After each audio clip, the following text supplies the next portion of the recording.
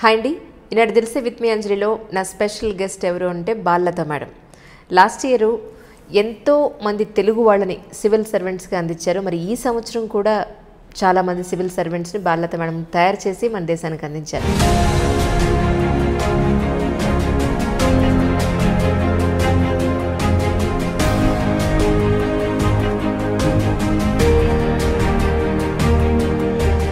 Civil సర్వెంట్స్ని తయారు చేసే factory అన్న పెట్టారా ఏంటి? తెలుగు వాళ్ళలో చాలా మంది స్టూడెంట్స్ మీ దగ్గర నుంచి తయారైన స్టూడెంట్స్ ఎక్కువ మంది. అందరూ కోచింగ్ చెప్తారు, అందరూ కోచింగ్ సెంటర్స్లో ఉంటారు. కానీ మెడికల్ ఏంటంటే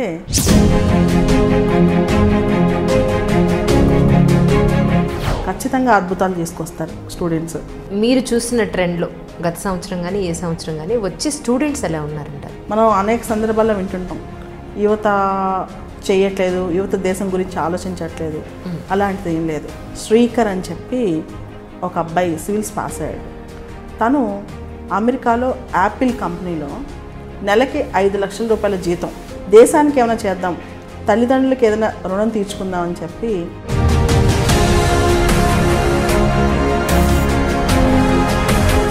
అలాంటి వ్యక్తులు కూడా ఇక్కడికి వచ్చి దేశం కోసం ఏమైనా ఇద్దాం అని చెప్పి ఆలోచన ఉందండి. ఈ సంవత్సరం మీ స్టూడెంట్స్ పేర్లు ఒకసారి ఏమైనా చెప్పగలుగుతారా? నాకు చాలా ఇష్టమైన అమ్మాయి అండి అశ్విజ. 2016లో నా దగ్గరకు వచ్చింది. ఆన్సర్స్ ప్రాక్టీస్ చేస్తుండేదన్నమాట. చేసేటప్పుడు నేను ఒక మాట అనేదాన్ని,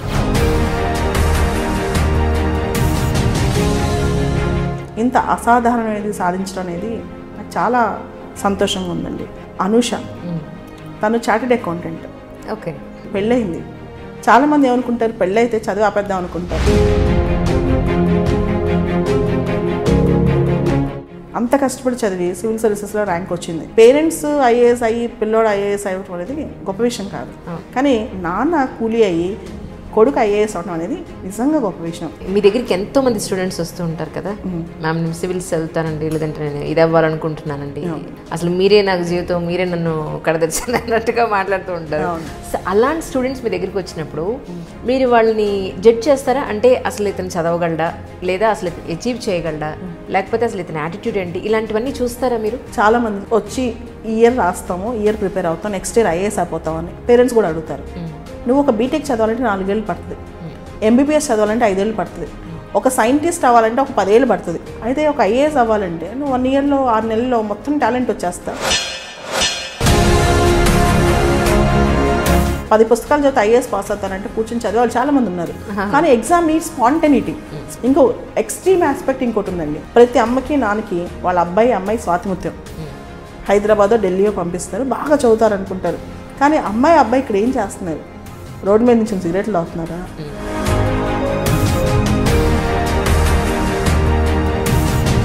తొంభై శాతం మంది పిల్లలు పేరెంట్స్కి అబద్ధాలు చెప్తారు. ఎగ్జాక్ట్లీ. ఎవరైతే కసితో చదువుతారో, ఎవరైతే ఫోకస్ పెడతారో, ఈ ఫోకస్ అనే దానికి కూడా అండి ఒక 2-3 టెక్నిక్స్ ఉన్నాయి.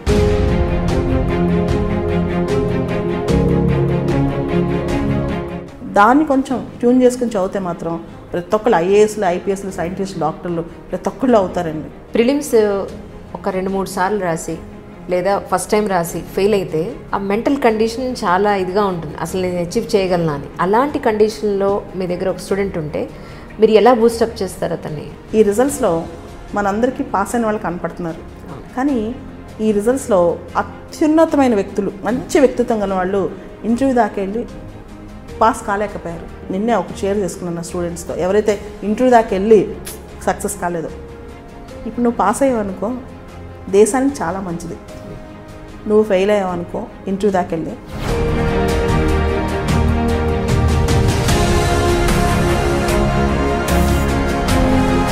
యువత అనుకుంటే ఎంత పెద్ద అవకాశమైనా సృష్టించుకోవచ్చు. కానీ ఎందుకు సృష్టించుకోలేకపోతున్నారంటే మన 2 తెలుగు రాష్ట్రాలు నిరుద్యోగ భృతి ఇస్తున్నాయి. స్కిల్స్ నేర్పించకుండా యువకుల్ని కూర్చొని మేము గుర్తిస్తామని తినండి అని చెప్పి, ఎంతవరకు కరెక్ట్ ఇది? ఇప్పుడున్న తరంలో విప్లవాలు రావాలన్నా, విప్లవాత్మకమైన మార్పులు రావాలన్నా యువత చేతుల్లో ఉంది. సివిల్ సర్వీసెస్ అనగానే 100లోపు వస్తేనే ఏదైనా సరే అన్నట్టు ఒక ఆలోచన ఉంది. దీనికి మీరు ఇచ్చే సమాధానం ఏంటి? ర్యాంకులు అనేవి రిజల్ట్స్ వచ్చిన రోజే కనపడతాయండి. 1వ ర్యాంకా 10వ ర్యాంకా అనేది ర్యాంక్ ఇస్ కంపారిటివ్ మెరిట్. ఒక ఎస్టీ అబ్బాయి ఉన్నాడు, 700 ర్యాంక్ వచ్చినా తనకి ఐపీఎస్ వస్తుంది. అలానే ఒక ఎస్సీ అమ్మాయింది 400 ర్యాంక్ వచ్చినా ఐపీఎస్ వస్తుంది. కరెక్ట్. ఫర్ ఎగ్జాంపుల్ నువ్వు జనరల్ కేటగిరీలో కంట్రీ ఫస్ట్ వచ్చావు, నీకు స్టేట్ కేటగిరీ రావాలని గ్యారంటీ అయితే లేదు. నాకు ఒక స్టూడెంట్ ఉన్నాడు, తను కేరళ నుంచి వచ్చి చదివాడు అనమాట. ఓకే. కేరళలో తను టాపర్ అనమాట ఆ ఇయర్లో. కేరళ అనుకుంటే తను కేరళ వచ్చేది, ఆ ఇయర్ ఖాళీ ఉంది. కానీ తను ఆంధ్ర పెట్టుకున్నాడు. ఎందుకు తెలుసా?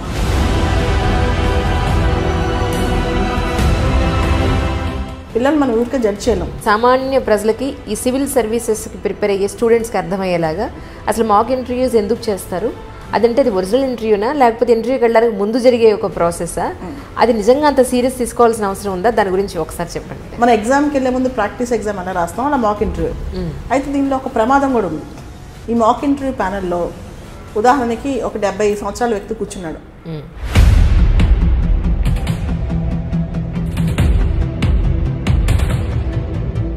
కొంతమంది ఎవరు తోచినట్టు చెప్పేస్తారు. వీళ్ళు కన్ఫ్యూజ్ అయిపోయి అటు ఇటు కాకుండా ఒక సామెత ఉంటుంది ఇంగ్లీష్లో, too many cooks spoil the dish అని. సగం మంది పిల్లలు దీనివల్ల నష్టపోతారు కదా. అంటే మీ ఉద్దేశం ప్రకారం లాస్ట్ ఇయర్ వచ్చిన ర్యాంకింగ్కి ఈ ఇయర్ ఏమైనా తగ్గిందని మీ ఉద్దేశమా? తగ్గితే ఎందుకు తగ్గిందని? చాలా మంది క్వశ్చన్ అని అడిగారు, ఈ ఇయర్ తెలుగు రాష్ట్రాల నుంచి ర్యాంక్ తక్కువ ఉంది కదా అని. ఇందాక నేను ఒక మాట చెప్పాను, కేరళ నుంచి ఆనంద్ అని ఒక అబ్బాయి వచ్చి ఇక్కడ ఐఏఎస్ అయిపోయాడని. మొన్న ఈ మధ్య నాకు కలిసి ఒక మాట చెప్పాడు.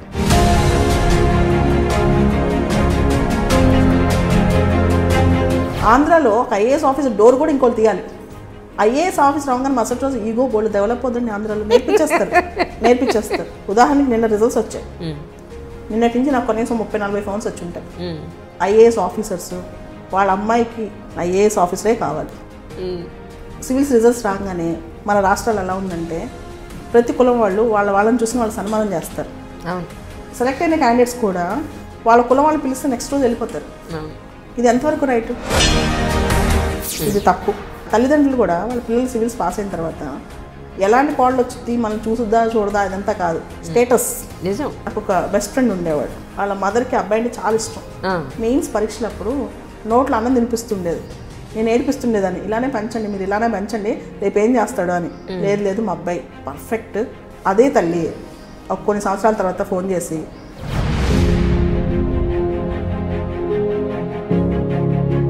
కానీ పిచ్చి తల్లిదండ్రులు అదే స్టేటస్ సింబల్కి పోయి ఇలానే ఇంకా చేస్తూ ఉంటారు. మిగతా స్టూడెంట్స్ కన్నా సివిల్ సర్వెంట్స్ని, సివిల్ సర్వీసెస్ని ఒక గొప్ప స్థాయిలో మనం చూస్తాం కదా. సో సివిల్ సర్వెంట్స్ కూడా సినిమాలకు అంత ప్రభావం చూపిస్తుందంటారా వాళ్ళ మీద? మీరు కూడా సినిమాలో యాక్ట్ చేస్తుంటారు కదా, విషయం చెప్తారా ఏమనుకోకండి. 99% తెలుగు సినిమాలు చూస్తే బ్రెయిన్ పెరగదు. 99% తెలుగు సినిమాలు రైట్. చూడండి, మన తెలుగు సినిమాలు పిల్లల్లో బ్రెయిన్ పెరగకపోగా కొత్త ఏదైతే జీవితంలో పనికిరాని అంశాలు ఉంటాయో అవన్నీ గొప్ప అంశాలన్నీ వాళ్ళ మనసులోకి వెళ్ళిపోతాయి. దాంతోపాటు మనం చూస్తే బయోపిక్స్ అని తీస్తున్నారు. తీసినప్పుడు ప్రతి ఒక్క వ్యక్తిలో వీక్నెస్ ఉంటుంది, దాన్ని చూపించకుండా ఒక మనిషిని ఎక్స్ట్రాడినరీ హ్యూమన్ బీయింగ్ చేస్తే ఓకే ఇలా మనం బతకలేము, ఒక రోల్ మోడల్ కూడా తయారవ్వట్లేదు.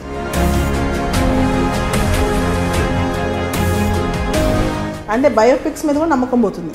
యూత్ దగ్గర నుంచి ప్రతి ఒక్కరికి కూడా మీకు ఇంత ఇచ్చేస్తాము అని స్కీమ్స్ పెడితే వాళ్ళు ఎక్కడ కష్టపడతారు, అసలు ఎందుకు కష్టపడతారు? రాజకీయ నాయకుడికి ఎప్పుడు ప్రజలే తనపై డిపెండ్ అవ్వాలి. మనకి 2000 రూపాయలు ఇది వస్తుంది, లేదా మనకి 6000 రూపాయలు ఇది వస్తుంది. ఇది చాలా తప్పండి. ప్రజలకి ఈ విషయం అర్థం కావట్లా. యువతులు ఎవరైతే రాజకీయాల్లోకి వస్తున్నారో వాళ్ళందరూ కుటుంబ రాజకీయాల నుంచి వస్తున్నారు. ఎగ్జాక్ట్లీ. ఇదేదో సంస్థానాలలాగా, రాజుల సంస్థానాలలాగా. యువత దీన్ని ఎందుకు ప్రశ్నించట్లేదు? వీళ్ళు ఒక రాజకీయ నాయకుడు మీటింగ్కి వెళ్ళి వెనకాల ఉండాలని ప్రయత్నిస్తారు, కానీ మనం ఎందుకు లీడర్షిప్ చేయలేం? నిరుద్యోగం ఎన్నడూ లేనంత ఉందండి. బాగుపడిన వాళ్ళే బాగుపడతారు. మీరే చూస్తుంటారు, అంబానీ కొడుకు పెళ్ళిళ్ళు, పేద విద్యార్థుల్లో చదువుకోవడానికి స్కాలర్షిప్లు లేవు. ఇంకోటి ఏంటంటే మన రాష్ట్రాల్లో యువత అవి మాకు ఎక్కడ నష్టపోతామని చెప్పి ప్రశ్నించడం మానేసింది. కానీ సొసైటీని ఎవరు మారుస్తారు, ఎవరు మార్చాలి?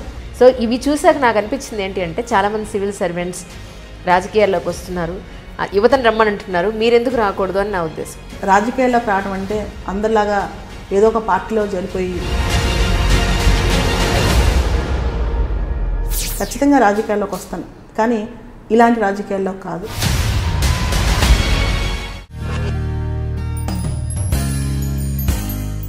హాయ్ అండి, ఈనాడు తెలిసే విత్ మీ అంజలిలో నా స్పెషల్ గెస్ట్ ఎవరు అంటే బాలలత మేడం.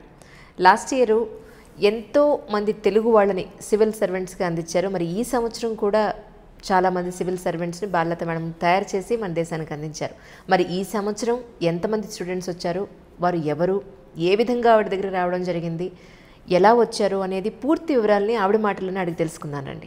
బాలలత మ్యామ్ నమస్తే అండి. నమస్తే అండి. ఎలా ఉన్నారు మ్యామ్? బాగున్నాను. మీ మొహంలో సంతోషం కనబడుతోంది. అవునండి, ఈసారి మన తెలుగు వాళ్ళకి చాలా మంచి ర్యాంక్ సివిల్ సర్వీసెస్లో వచ్చాయి.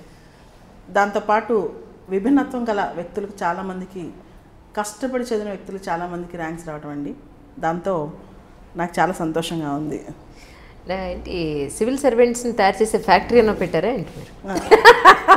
ఎందుకంటే గత సంవత్సరం ఈ సంవత్సరం చూస్తే కనుక చాలామంది స్టూడెంట్స్, తెలుగు వాళ్ళలో చాలామంది స్టూడెంట్స్ మీ దగ్గర నుంచి తయారైన స్టూడెంట్స్ ఎక్కువ మంది, నిజం చెప్పాలంటే. అవునండి. సో ఏంటి అసలు మీరు ఏం చేస్తున్నారు? ఫ్యాక్టరీ పెట్టారని అనిపిస్తుంది నాకు ఏదైనా. అలాంటిదేం లేదండి, కాకపోతే సివిల్ సర్వీసెస్ ఎగ్జామినేషన్లో కొన్ని మెళకువలు ఉండాలి.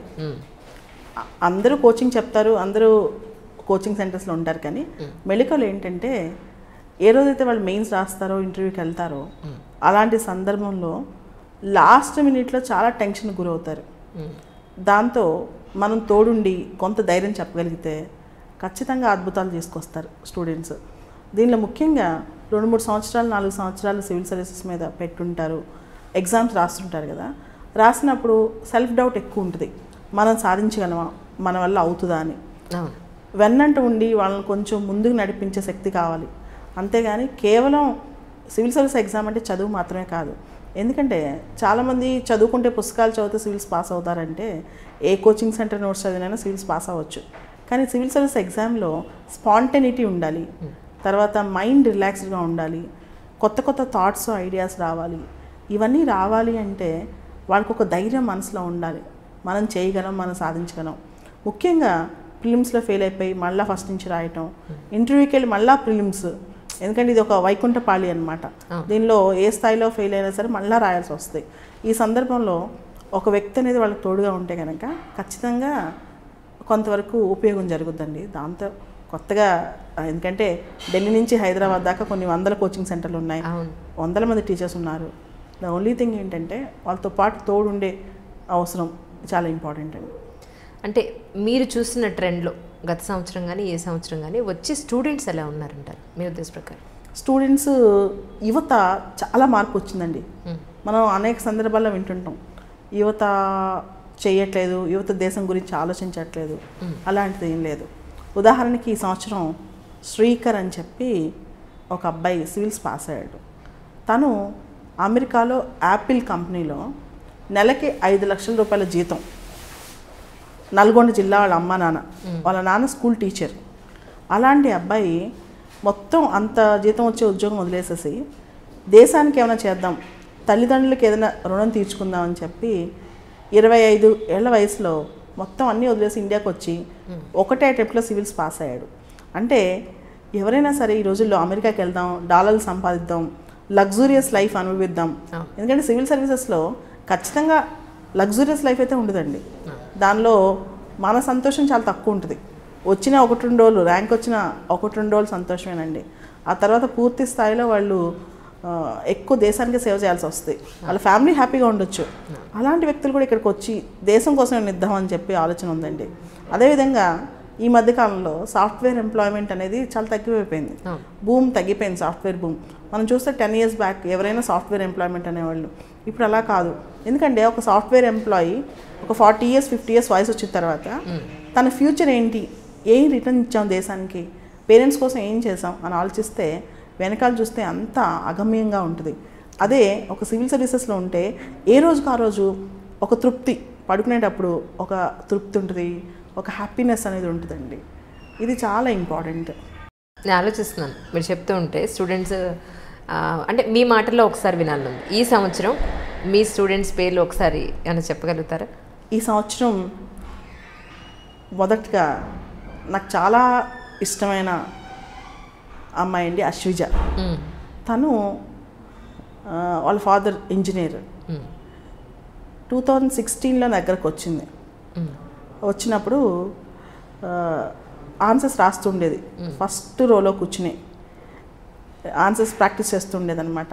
చేసేటప్పుడు నేను ఒక మాట అనేదాన్ని, నువ్వు ఇంకా ఇంప్రూవ్ అవ్వాలి, ఇంకా స్పెల్లింగ్స్ నీట్గా రాయాలి ప్రతిరోజు.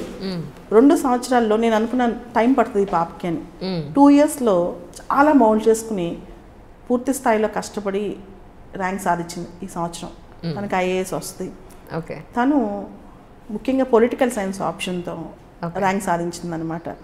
సో చాలా నార్మల్, అంటే సాదా సీదా నార్మల్గా ఉండే అమ్మాయిలు 2-3 సంవత్సరాలు కష్టపడి ఇంత అసాధారణమైనది సాధించడం అనేది నాకు చాలా సంతోషంగా ఉందండి. అదేవిధంగా ఈ సంవత్సరం మనం చూస్తే వైష్ణవి, తనకి లాస్ట్ ఇయర్ మెయిన్స్ రాసేటప్పుడు చెయ్యి ఫ్రాక్చర్ అయిపోయింది, యాక్సిడెంట్ అయింది. సో తను కష్టపడి, అంటే రాయటం కూడా కష్టమే, కానీ కూర్చుని రాసి ఈ సంవత్సరం ర్యాంక్ వచ్చింది అనమాట తనకి కూడా. తన పేరు వైష్ణవి. ఇట్లా రకరకాల అమ్మాయిలు, ముఖ్యంగా అనూష, తను చార్టెడ్ అకౌంటెంట్. ఫ్యామిలీ ఉంది, పెళ్ళయింది.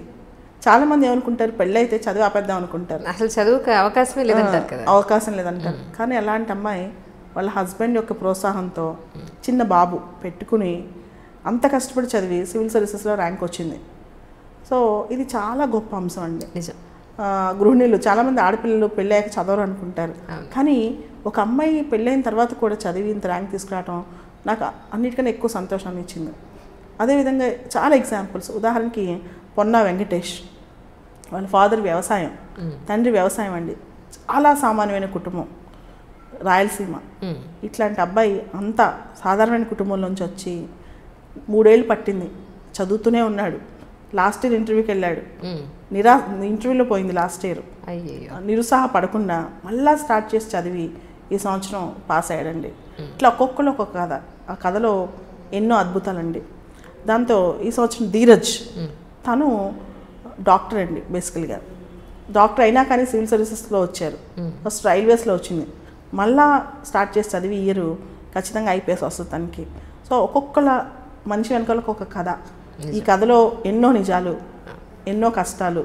దీనిలో అండి ప్రతి వ్యక్తిని చాలామంది అనుకుంటారు ఒక పందాలో చూసి జడ్జి చేసేయాలని, అంటే ఒక కొలమానం ఉంటుంది అనమాట. కానీ మనిషిని, ఏ మనిషినైనా తన పరిస్థితులను అంచనా వేసి ఆ మనిషిని అంచనా వేయాలి, ఏ పరిస్థితుల్లోంచి పైకి వచ్చాడు. ఉదాహరణకి ఒక ఢిల్లీ పబ్లిక్ స్కూల్లో చదివిన అబ్బాయి రేపు ఇంగ్లీష్ బాగా రాసి మంచి మార్కులు తెచ్చుకోవడం గొప్ప విషయం కాదు. కరెక్ట్. కానీ ఒక ఆదిలాబాద్ తండాలో చదువుకున్న అబ్బాయి అద్భుతమైన ఇంగ్లీష్ రాసి లేకపోతే తర్వాత పైకి వస్తే అతని వెనకాల ఆ కష్టం మనకు తెలుస్తుంది.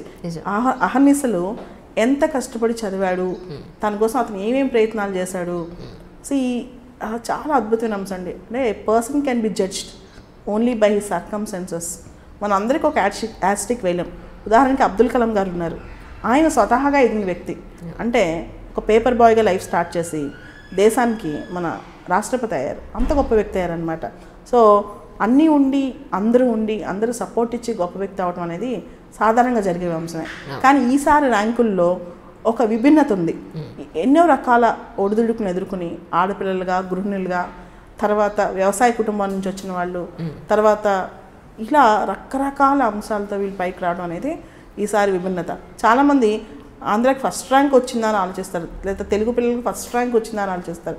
ఫస్ట్ ర్యాంకే రానవసరం లేదండి, ఎందుకంటే 1వ ర్యాంకు 2వ ర్యాంకు అనేది ఈరోజు రేపు కనపడుతుంది. తర్వాత జీవితాంతం వాళ్ళు అందరూ ఐఏఎస్ ఆఫీసర్లే. వీళ్ళు ఎలాంటి బ్యాక్గ్రౌండ్ నుంచి వచ్చారు, ఎందుకంటే పేరెంట్స్ ఐఏఎస్ అయ్యి పిల్లోడు ఐఏఎస్ అవ్వడం అనేది గొప్ప విషయం కాదు. కానీ నాన్న కూలీ అయ్యి కొడుకు ఐఏఎస్ అవడం అనేది నిజంగా గొప్ప విషయం. దాన్ని ఆదర్శంగా ఈరోజు యువత తీసుకోవాలని నేను అనుకుంటున్నాను. మ్యామ్, అంటే మీ దగ్గరికి ఎంతోమంది స్టూడెంట్స్ వస్తూ ఉంటారు కదా, మ్యామ్ నేను సివిల్స్ చదువుతానండి, లేదంటే నేను ఇది అవ్వాలనుకుంటున్నానండి, లేదా నేను ఇలా ప్రిపేర్ అయ్యానండి, ఇంతకు ముందు లేదా ఇక్కడ తీసుకున్నానండి, లేదా మీ దగ్గరేనండి, అసలు మీరే నాకు జీవితం, మీరే నన్ను కడదర్చాను అన్నట్టుగా మాట్లాడుతూ ఉంటారు. సో అలాంటి స్టూడెంట్స్ మీ దగ్గరికి వచ్చినప్పుడు మీరు వాళ్ళని జడ్జ్ చేస్తారా? అంటే అసలు ఇతను చదవగలడా, లేదా అసలు అచీవ్ చేయగలడా, లేకపోతే అసలు ఇతని యాటిట్యూడ్ ఏంటి, ఇలాంటివన్నీ చూస్తారా మీరు మీ దగ్గర జాయిన్ అవ్వడానికి? నా గురించి చెప్పే ముందు, అంటే నేను ఎలా జడ్జ్ చేస్తానో చెప్పే ముందు బేసిక్గా కూడా చెప్తానండి. పిల్లలు పుట్టి కొంతకాలం అయిన తర్వాత సొసైటీ వాళ్ళపైన ఒక జడ్జ్మెంట్ ఇస్తుంది, వీడు దేనికి పనికిరాడు, వీడి వల్ల కాదు, అని చెప్పి, లేదా పేరెంట్స్ అంటారు మా వాడు డాక్టర్ అవ్వాలి, ఇంజనీర్ అవ్వాలి అని చెప్పి. అంటే సొసైటీ ఎన్ఫోర్సెస్ హోమోజినిటీ అండి, బట్ సొసైటీ లవ్స్ హెట్రోజినిటీ. అంటే హోమోజినిటీ, అందరూ ఒకేలాగా ఉండాలి, అందరూ డాక్టర్లు అవ్వాలి. ఒకప్పుడు మన తెలుగు రాష్ట్రాల్లో ఎగ్జామ్ అంటే ఎంసెట్ మించిన ఎగ్జామ్ లేదు. కానీ ఈరోజు అర్థమైంది బీటెక్ అనేది ప్రతి కాలేజ్లో, మీరు అందరికీ తెలుసు, బీటెక్ చదువుకుని కూడా 8,000కి 10,000కి ఏ గుర్తింపు లేని ఉద్యోగాలు, జీతమనే కాదు గుర్తింపు లేని ఉద్యోగాలు, సొసైటీకి తిరిగి ఇవ్వలేని ఉద్యోగాలు చాలా ఉన్నాయి. సో ఇవన్నీ చూస్తే మనం ఎంత ఒక ఆటో డ్రైవర్ పనిచేసినా దాన్ని వరల్డ్ క్లాస్లో చేయాలి. కానీ మనం ఏం చేస్తాం, చిన్నప్పుడే పిల్లల్ని హోమోజీనియస్గా, అంటే వాడు డాక్టర్ అయ్యాడు మనవాడు కూడా డాక్టర్ అవ్వాలి అలానే పెంచాలని ట్రై చేస్తాం. డిఫరెంట్గా యూనిక్గా ఆలోచించే పిల్లల్ని మనం ఎక్కువ ఎంకరేజ్ చేయం, వీటి తేడాగా ఉన్నాడని అనుకుంటాం. కానీ పిల్లల్లో విభిన్నతని గుర్తించేవాడే పేరెంటింగ్ అండి. మనకి ఇప్పుడు హెలికాప్టర్ పేరెంటింగ్ అనే కొంత కాన్సెప్ట్ వచ్చింది. హెలికాప్టర్ పేరెంటింగ్ అంటే పిల్లల్ని పొద్దాకా సూపర్వైజ్ చేయటం, చిన్నప్పుడే సూపర్వైజ్ చేస్తూ ఉండటం అనమాట. దీనివల్ల ఏమంటే వాళ్ళలో ఉన్న సృజనాత్మకత అనేది తగ్గిపోద్ది, వాళ్ళకి ఏదో అవ్వాలన్న కోరిక కూడా తగ్గిపోద్ది. నేను సచిన్ టెండూల్కర్ అవుతాను అంటే అందరూ సచిన్ అవుతారా అని అడుగుతారు, లేదా నేను టెన్నిస్ ఆడతానంటే అందరూ సానియా మిర్జా అవుతారా అంటారు. సో ఇలా కాకుండా మనం పిల్లల్లోని విభిన్నతను గుర్తించగలిగితే మాత్రం వేరియస్ ఫీల్డ్స్లో, భారతదేశంలో అదేనండి మేజర్ ప్రాబ్లం. ఉదాహరణకి ఇప్పుడు సుందర్ పిచాయ్ కానీ, సత్యానాదళ్ళ కానీ, లేకపోతే మనం చూస్తే మార్క్ జూకర్బర్గ్ కానీ, గొప్ప గొప్ప వాళ్ళందరూ అమెరికాలోనో యూరోప్లోనో, స్టీఫెన్ హాకింగ్ ఉన్నారు, ఆయన బ్రిటన్లో ఆయన చాలా గొప్ప గౌరవం లభించింది. ఇలాంటి సైంటిస్టులు, రీసెర్చర్స్ భారతదేశంలో ఎందుకు లేరు? మనలో టాలెంట్ లేక కాదు, talent is cheaper than table salt. Table salt కంటే కూడా టాలెంట్ ఎక్కువ ఉంది భారతదేశంలో.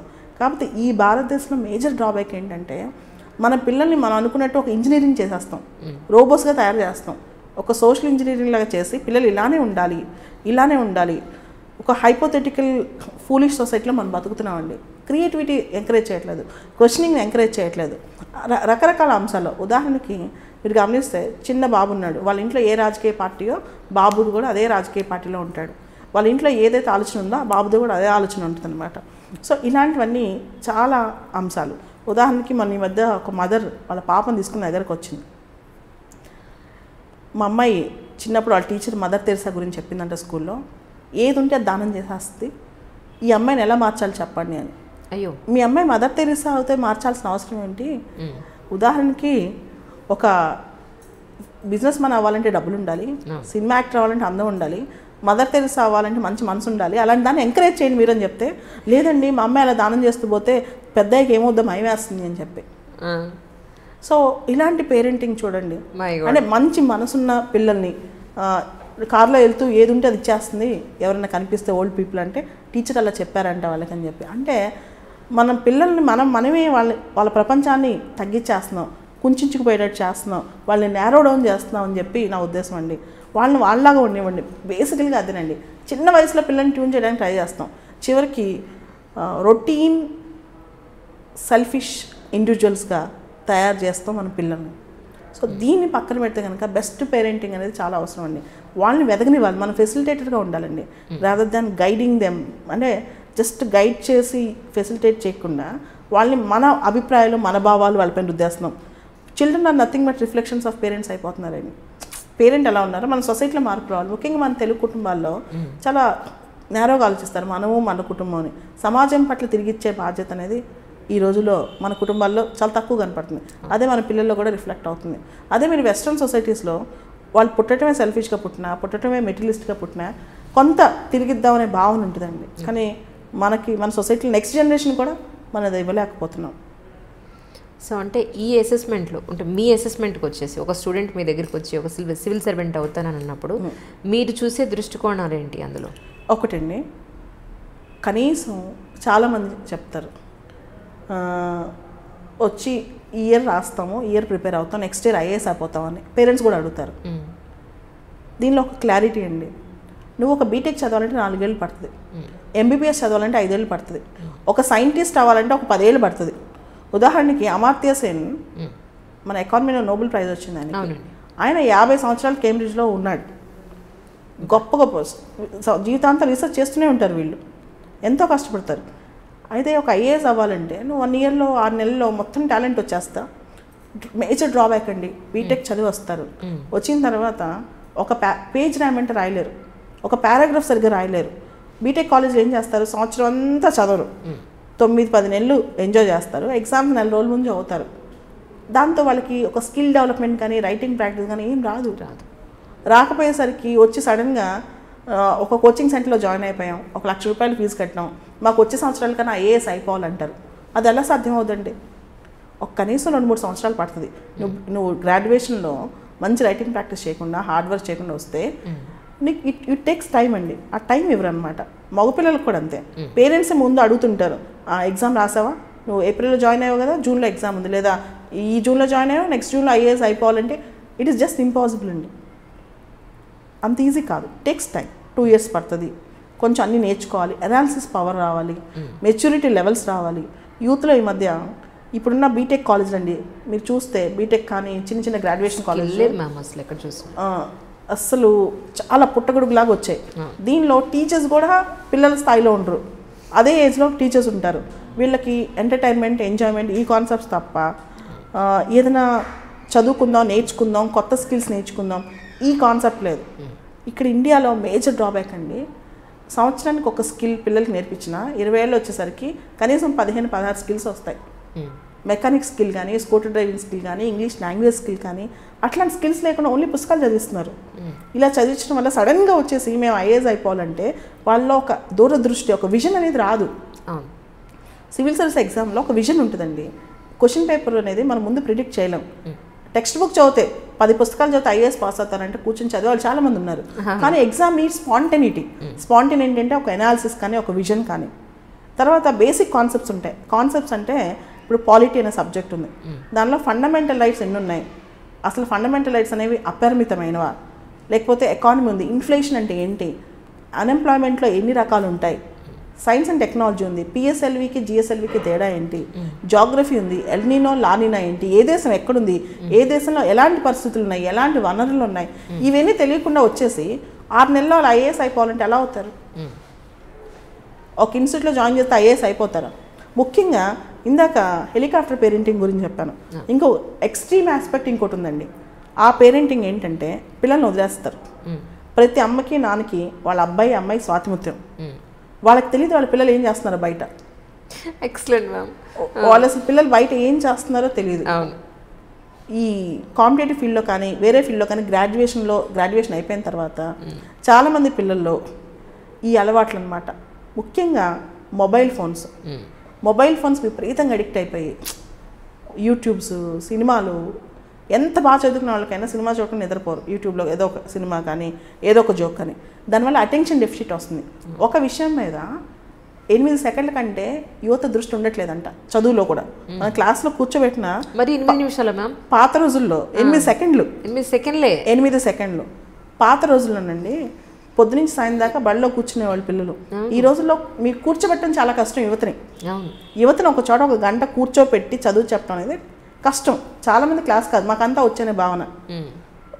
ఇంకొకటి పెద్దవాళ్ళ గౌరవం ఇవ్వటం, చెప్పిన మాట మాకు అంతే తెలుసు కదా.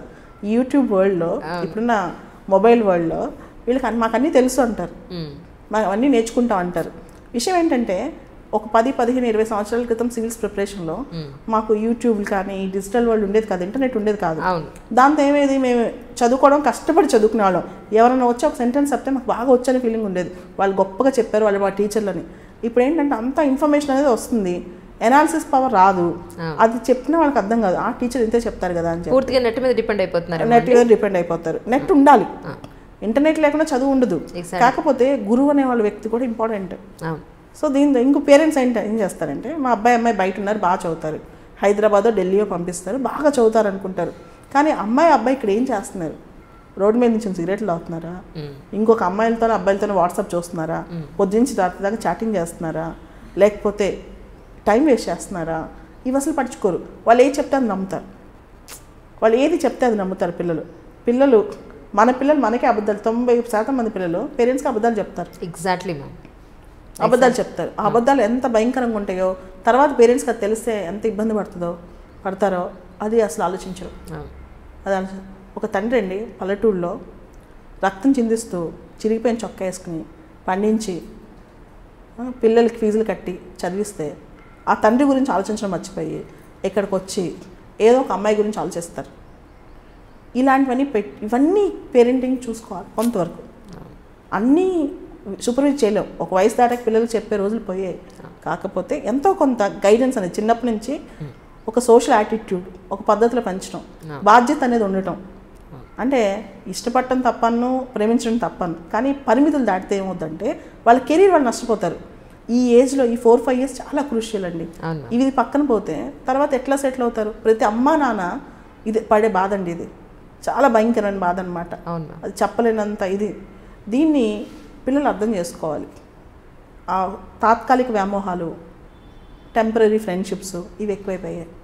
ఇవి కూడా యువతలో ఈ మధ్య కనిపిస్తున్న లక్షణాలన్నీ. ఇవి పక్కన పెట్టి ఎవరైతే కసితో చదువుతారో, ఎవరైతే ఫోకస్ పెడతారో, ఈ ఫోకస్ అనే దానికి కూడా అండి ఒక 2-3 టెక్నిక్స్ ఉన్నాయి. మనకి సబ్ కాన్షియస్ మైండ్ ఒకటి ఉంటుందండి. ఆ సబ్ కాన్షియస్ మైండ్లో మనం ఏదనుకుంటే అది జరుగుద్ది. తెల్లవారుజామున కానీ, రాత్రి పడుకోబోయే ముందు కానీ, పడుకున్న తర్వాత అంటే ఫుల్ యాక్టివ్ స్టేట్లో ఉన్నాం, అలా నిద్రపోము, మధ్య స్టేట్లో మనిషి తనకి తను ఆటో సజెషన్స్ ఇచ్చుకోవాలి. ప్రజెంట్ టెన్స్లో ఆర్ పాస్ట్ టెన్స్లో, ఫ్యూచర్ టెన్స్లో కాదు. నేను ఐఏఎస్ అయిపోయాను, నేను ఈ విధంగా కష్టపడ్డాను, నేను ఇంత బాగా చేశాను. దాంతో మనలో కొన్ని హార్మోన్స్ రిలీజ్ అవుతాయి. అవన్నీ పాజిటివ్ సైన్స్ వస్తాయి అన్నమాట. అలా ఒక మనిషి అనుకుని దాని వెనకాల కష్టపడుతూ ఉంటే వేరే ఆలోచన రావు, వేరే వ్యామోహాలు రావు. ఏది తాత్కాలికం, ఏది శాశ్వతం అని వాళ్ళకి అర్థమైపోతుంది సబ్ కాన్షియస్ మైండ్లో. సో మనం ఏదో సినిమా చూస్తున్నా, సెల్ చూస్తున్నా పడుకుంటే సబ్ కాన్షియస్ మైండ్ వర్క్ అవుతుంది అసలు. ఎగ్జాక్ట్లీ. సో పిల్లలకి అందరికీ తెలుసండి, మన అంతరాత్మకు మనం ఏం చేస్తున్నామో తెలుసు. దాన్ని కొంచెం ట్యూన్ చేసుకుని చదివితే మాత్రం ప్రతి ఒక్కళ్ళు ఐఏఎస్లు, ఐపీఎస్లు, సైంటిస్టులు, డాక్టర్లు ప్రతి ఒక్కళ్ళు అవుతారండి. సో పేరెంట్స్ కూడా దీన్ని కనిపెట్టుకుంటూ ఉండాలి. కొంచెం కనిపెట్టుకుంటే మాత్రం దే విల్ ఫేర్ బెటర్ అండి. మ్యామ్, ఇప్పుడు ఇందాక మీరు చెప్తుంటే నాకు ఒకటి ఐడియా వచ్చింది. ఏంటంటే ప్రిలిమ్స్ ఒక 2-3 సార్లు రాసి లేదా ఫస్ట్ టైం రాసి ఫెయిల్ అయితే ఆ మెంటల్ కండిషన్ చాలా ఇదిగా ఉంటుంది, అసలు నేను అచీవ్ చేయగలనా అని. అలాంటి కండిషన్లో మీ దగ్గర ఒక స్టూడెంట్ ఉంటే మీరు ఎలా బూస్టప్ చేస్తారు అతన్ని? ఐఏఎస్ సివిల్స్ ఎగ్జామ్ అనేది ఒక గొప్ప పరీక్ష కాదనేది లేదు. ఎందుకంటే ఒక సామాన్యుడు చక్కటి సేవ చేసే అవకాశం ఐఏఎస్ ఎగ్జామ్ ద్వారా వస్తుంది. కానీ ఐఏఎస్ఏ జీవిత అంతం కాదు.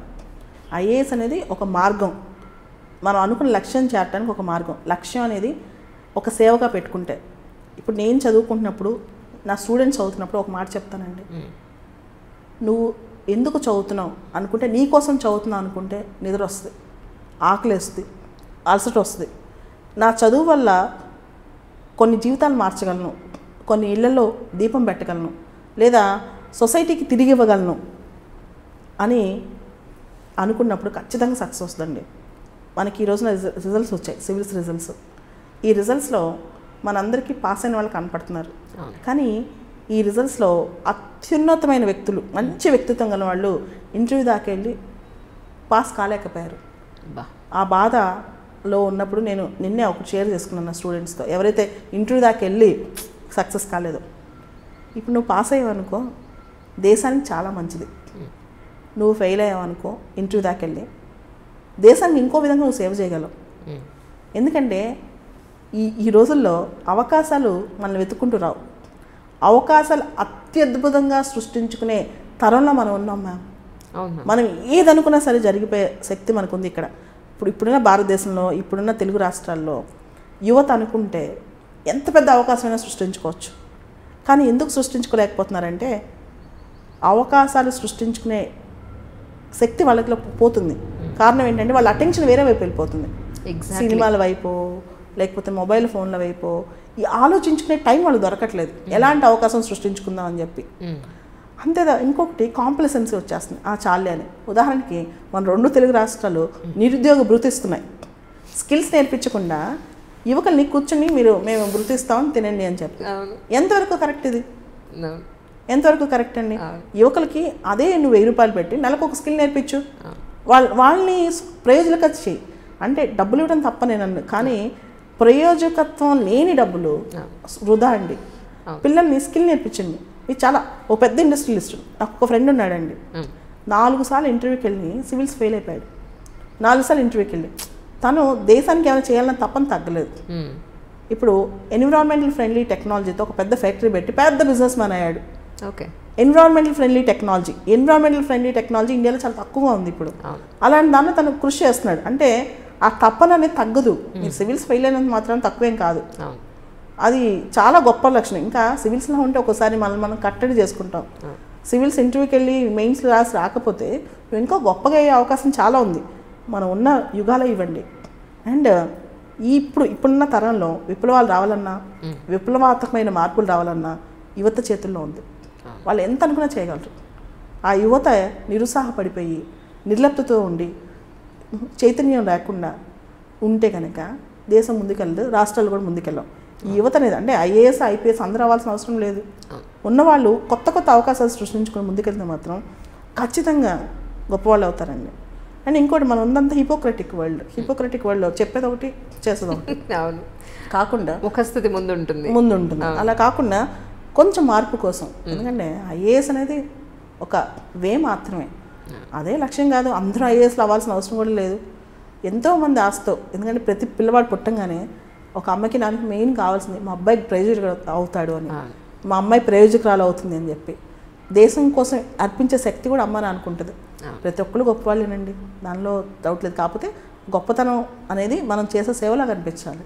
అవును మ్యామ్. ఇప్పుడు ఇంటర్వ్యూ ఇందాక ఒక మాట అన్నారు, ఇంటర్వ్యూ వరకు వెళ్ళి ఫెయిల్ అయితే కనుక నేను చాలా బాధ ఉంటుంది ఎవరికైనా సరే. సో అలాంటి స్టూడెంట్స్ కూడా మీ దగ్గరికి వచ్చారు అని చెప్పని విన్నాను నేను. సో వాళ్ళని ఎలా అంటే మోటివేట్ చేస్తారు? సరే, నెక్స్ట్ మీ స్టెప్ డెఫినెట్గా ఎడ్యుకేషన్ వైజ్ మీరు తీసుకుంటారు, కానీ మెంటల్గా చాలా అప్సెట్ అయి ఉంటారు కదా వాళ్ళు. సో అలాంటి వాళ్ళని మీరు ఎలా డీల్ చేస్తూ ఉంటారు జనరల్గా? ఓకే, ఫస్ట్ వాళ్ళకి ఒక మాట చెప్తానండి, జరిగిపోయింది మనం మార్చలేము. ఈరోజు నైట్ రిజల్ట్స్ వస్తే నెక్స్ట్ రోజు పొద్దున్నే వాళ్ళ చేత పుస్తకాలు తెప్పిస్తాను. నెక్స్ట్ అటెంప్ట్ ఉంటే చాలామందికి అటెంప్ట్స్ ఉంటాయి. ఈ టైంలో 2 నెలలు పోయింది అనుకోండి, నెక్స్ట్ అటెంప్ట్ కూడా పోతుంది. మరుసటి రోజు మార్నింగే, ఈరోజు సాయంత్రం 6 గంటల రోజు వస్తే మరుసటి రోజు మార్నింగ్ 6 గంటలకి నా స్టూడెంట్ అన్నవాడు మళ్ళీ పుస్తకాలు తీస్తాడండి. నేను ఖచ్చితంగా వాళ్ళని వదిలిపెట్టను. రాత్రి 12 గంటలు వాళ్ళతోనే ఉంటాను. సో మార్నింగ్ 6కే పుస్తకాలు తీస్తాడు. నెక్స్ట్ అటెంప్ట్లో చాలామంది పాస్ అవుతారు. ఉదాహరణకి ఇందాక వెంకటేష్ అని చెప్పాను, లాస్ట్ ఇయర్ ఇంటర్వ్యూకి వెళ్ళిపోయింది. నెక్స్ట్ అటెంప్ట్లో అబ్బాయి వచ్చి చాలా నిరుత్సాహపడ్డాడు అనమాట. తనకు ఒక మాట చెప్పాను, ఏంటంటే నువ్వు ఇప్పుడు వరకు కంఫర్ట్ జోన్లో ఉండి చదువుతూ ఉండొచ్చు, ఏదైనా నీకు తెలియని విషయం కొత్తవి నేర్చుకుని ఉండకపోవచ్చు, ఇది ఒక అవకాశం, ఎక్కువ నేర్చుకునే అవకాశం దొరికిందని భావించు, ఖచ్చితంగా నెక్స్ట్ ఇయర్ వస్తాను. అదేవిధంగా అబ్బాయి చదివాడు, అదేవిధంగా ర్యాంక్ వచ్చింది. ఓకే, సో మనం అంటే అటెంప్ట్ ఉన్నప్పుడు చాలాసార్లు పోతుంటుందండి. అంటే 50% వచ్చే ఛాన్స్ అంత ఉందా, పోయే ఛాన్స్ కూడా అంతే ఉంది. నెక్స్ట్ ఇయర్ కూడా అదే నిచ్చిన ఎక్కాలి. మళ్ళీ దానిలో కొత్త విషయాలు చాలా నేర్చుకుంటాం. అండ్ సివిల్ సర్వీసెస్ ప్రిపరేషన్ అనేది ఒక ఎక్స్పీరియన్స్ అండి, అదొక ఎక్స్పీరియన్స్. చాలామంది ప్రిపరేషన్ ఒక బర్డెన్గా తీసుకోకూడదు, దానిలో చాలా జాయ్ ఉంటుంది, చాలా అందమైన ఆనందం ఉంటుందండి. దానిలో ప్రిపరేషన్ స్థాయిలోనే చాలా ఆనందం ఉంటుంది. ఇలాంటి ఆనందం కనుక మీరు తీసుకురాగలిగితే, అనుభవించగలిగితే, ఎందుకంటే ఒక బర్డెన్ లాగా అనుకుని ఏదో చదివేస్తున్నాం కష్టపడిపోతున్నాం అనుకుంటే 2-3 సంవత్సరాలు దీనిలో ఉండలేరు. దాన్ని ఎవరైతే ఆనందంగా ఎంజాయ్ చేయగలుగుతారో, ఎవరైతే ఎక్కువ ఇష్టపడి చదవగలుగుతారో వాళ్ళు చాలా వరకు సక్సెస్ అవుతారండి. చాలామంది కొన్ని వేల మంది వస్తున్నారు కదా మీ దగ్గరికి, వాళ్ళకు ఒక చిన్న టెస్ట్ పెట్టి అసలు వీళ్ళు సివిల్ సర్వీసెస్కి పనికొస్తారా పనికిరారా అని ఒక చిన్న టెస్ట్ పెడితే అక్కడే కొంత ఫిల్టరేషన్ అయిపోతుందేమో. మనం టెస్ట్ పెట్టి తీసుకుంటే అది పిల్లల్ని ఇనీషియల్ స్టేజ్లోనే జడ్జ్ చేసినట్టు అవుతుందండి. చాలామంది గ్రామీణ ప్రాంతాల నుంచి వస్తారు, వాళ్ళు ఇమీడియట్గా టెస్ట్ తీసుకుని పాస్ అవ్వలేరు. అలాంటి వాళ్ళకి అవకాశం పోతుందన్నమాట. ఉదాహరణకి రోణంకి గోపాలకృష్ణ ఉన్నాడు, తనకి ఆల్ ఇండియా 3rd ర్యాంక్ వచ్చింది. తను ఫస్ట్లో వచ్చినప్పుడు టెస్ట్ పెట్టుంటే అందులో ఇంగ్లీష్ ప్రావీణ్యం ఇలాంటి వాటిలో ఎస్ఎస్ రాయమని ఏమై ఉండేది. సో టెస్ట్ అనేది నేను చాలాసార్లు ఆలోచించాను, అది ఒక క్రైటీరియా కాదు. తర్వాత వాళ్ళు పర్ఫామ్ చేయొచ్చు. మనం ఒక వ్యక్తిని ఒక చిన్న టెస్ట్ పెట్టి జడ్జ్ చేయలేమండి. ఎందుకంటే నేనే ఉన్నాను, నేను అనేక సందర్భాల్లో చాలా పరీక్షలో ఫెయిల్ అయ్యాను. నన్ను ఒక టెస్ట్ పెట్టి ఎవరైనా ఆపేసి నువ్వు ఐఏఎస్ కాలేవు అంటే అది నాకు చాలా డిసప్పాయింట్మెంట్ ఉండేది. So I don't want to do that. అలాంటి చేయాలని నేను అనుకోను. టెస్ట్ కాకుండా ఒక 2-3 ఏళ్ళు ఎవరికి వచ్చినా అవుతుందండి.